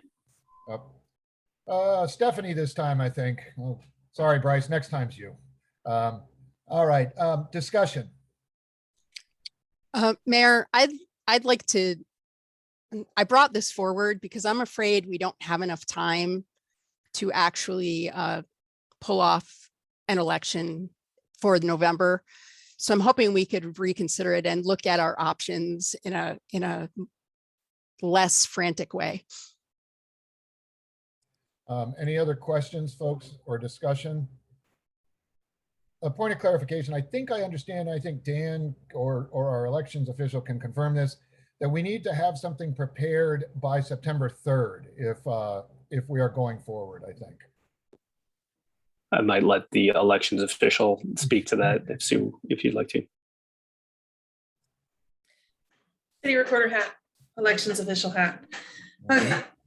So yes, the measure as directed by the city council to the city manager was filed officially with me on Friday, the 13th. And I have the first part, which is the ballot title, question, and narrative. So the second part is the explanatory statement. So, you know, two ways this can die is for you to reconsider your vote, and then that stops the process. But for it to go forward, it would also need an explanatory statement filed with me by September 2nd. That is required in elections where the county is going to produce a voter's pamphlet. This is what they call an off-cycle year because it's not a general election. So I did check with County Clerk Van Bergen, and they are producing one this year. So we would have to have that explanatory statement submitted by September 2nd to me for me to submit to the county, or otherwise it would be rejected by the county. So lots of little quirky laws with elections. So that is the 411. Was that enough of an answer? Okay. Yes, I think so. Thank you. Yes, definitely. You're welcome. All right. Mike. So, yeah, I would agree with Denise. I think I don't want to spend taxpayers' money on this. I think it's being rushed. And I kind of feel like, you know, this is not necessary to go out right at this point. So I would encourage us, I think we should have a vote on it tonight, and I would hope and encourage that we vote and say, no, we're not going to put this out to the vote right now. So that would be my suggestion. Thank you, Mike. Bryce. Clarification, Denise, is this motion, or maybe it's two separate things, is to not have it on the ballot, but is it to still move forward with the urban renewal plan, or is it to delay the plan in addition to not moving it, not putting the question on the ballot? My intention, I guess, good question, was that we just stop what we did and then come back and look at it again. The whole question that we looked at originally. And I think the motion was very specific to the election. It wasn't about the urban renewal plan underlying that. Yep. So it's just that what we did last time. Elise. Kind of follow on to that is just since Mike, I think you were absent the last meeting. Is your position that you don't want to rush the election, or you don't want to rush urban renewal? Because I think for me, I think I'm tracking with where Denise is, that I want to re-examine the options. Not that I think that the process has been rushed, but that the forced decision to an election was rushed. Go ahead and respond if you like, Mike. Yeah. So yes, my feeling is not to have an election. I still think we should move forward with the process. I think it's good for Newberg, and so yeah, I don't want to move. I don't want to stop anything. I just don't want to have us spend money needlessly to go for an election. Thank you. All right. Further discussion, anyone? All right, then all in favor of the motion to reconsider 2021-3762, please signify by raising your left hands. And that's unanimous, Sue. All right. All right. Good evening, Judge Blake. I see that you are on. We have added a couple of items to our agenda, so it may be a minute or two. So we've got one more item and then we'll be on to the executive session. All right, which will be on actually on another, what do you call it? It'll be on another Zoom meeting, so we might have to send you that separately. All right, let's move on to what we're calling item 9C. Mayor, Mayor, sorry. Yes. And Dan, I'm sorry to interrupt, but so I want to make sure I'm clear and I understand. So you had a motion to reconsider your resolution and you voted 7-0 to reconsider the resolution. But what do you want us to do next? I think that's what we tried to get the explanation that Mike was we were asking. So nothing as far the election portion, which is what we approved last time to move forward with an election. We've asked that it not be for November, is my understanding. But that everything else regarding urban renewal and, as Elise mentioned, any other possible, options or actions that we can take would still be reviewed. So whether legal, otherwise, different property configurations, et cetera. So basically bring the same thing back at a different time. Right. And we're not going to the November election. Right. Boom. I wanted to make sure I was very clear about the direction the council wanted us to go. Right. And if I could just further clarify something, please recall, I think this was mentioned, but we need to make this clear, is that staff has no involvement with this except for the process itself. So if there were anything regarding a ballot measure, et cetera, the staff has no involvement. That has to be outside of city staff. So just to make sure we all are aware of that, and anybody who might be listening. All right, anything else on that? We good? Okay, all right. Let's move on to, let's see, what we're calling item 9C. So this is regarding recent actions taken by and proposed actions by the Newberg School District. Elise? Yeah, thank you, Mr. Mayor. I wanted to bring forward really in light of current community conversations in response to the Newberg School Board passing of banning BLM pride flags, and also as important upcoming conversations in rescinding the All Students Belong. I would like to, open the discussion. Should I open the discussion? I would like a formal statement supported or voted on by council in support of the letter that Mayor Rogers wrote to the school board for that meeting this past Tuesday. Why don't we form that in a motion if we can, Elise, so we can get a second and then we can go on to discussion. Okay, I move that the Newberg City Council make a formal statement in support of the letter written by Mayor Rick Rogers in support of diversity, equity, and inclusion practices being upheld within the Newberg School District. All right, do we have a second? Second. Second by Bryce. All right, further discussion. First, you're all familiar with the letter, right? I sent it to you. I believe you all got it.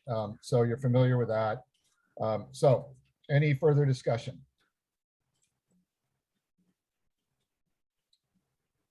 All right, well, hearing none, then I will ask for a vote on this one. Let's raise our left hands. All in favor signify by raising your left hand. Okay, all opposed, same sign. Okay, looks like it went 6-1, Sue. Mayor Rogers, could you read the letter so the Sure. people know what we voted Sure, on? I think I've got it. Hold on a second.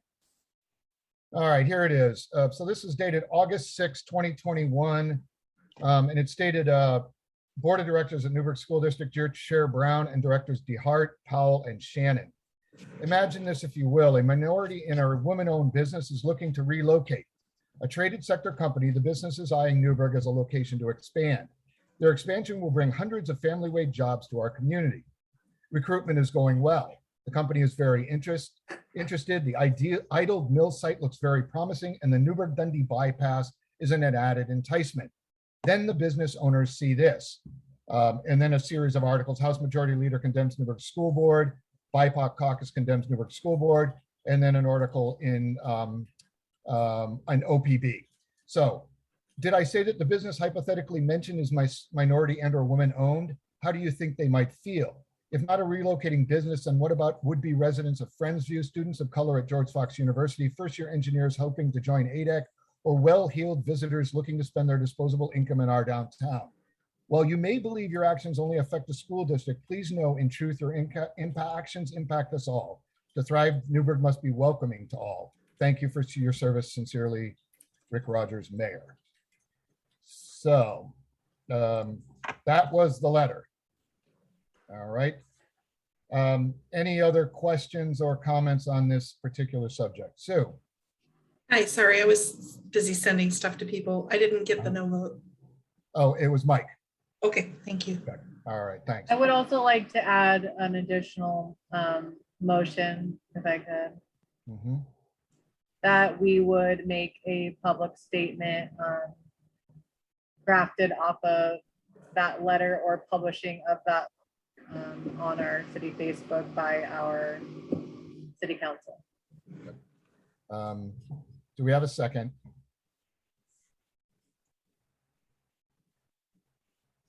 Second. Okay, Bryce with a second.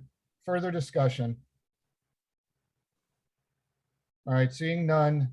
All in favor signify by raising your left hands. Opposed, same sign. And Mike's opposed. Okay, so 6-1, Sue. All right. Okay, we will get back to you with the language of all of that, and we'll go from there. But thank you. All right. What else do we have this fine evening? Council business, anything to add, folks? Okay. All right, I think that's what I got as well. All right, so now we'll read the announcement for the start of an executive session. And were we able to get that to Judge Blake? Sue? Okay. All right. Just sent it, yeah. Okay, all right. All right, so I will now read the announcement required to hold an executive session. After the announcement, the Zoom meeting will terminate and the council will enter into a separate Zooming. Oh, no. No, we won't. Oh, yes, we will. We'll terminate this one. We'll enter a new one. That's what I was trying to say. That will not be open to the public. At approximately 8:15, the city council will meet in executive session for the purpose of deliberation with persons designated by the governing body to conduct a performance evaluation of a public official. The executive session is held pursuant to ORS 192-662I. Representatives of the news media and designated staff and other persons will be allowed to attend the executive session. No decision will be made in this executive session. At the end of the executive session, this council meeting will adjourn and we will not return to open session. All right, we'll now terminate this public meeting and begin the executive session on a separate Zoom meeting. See you all in a second or two.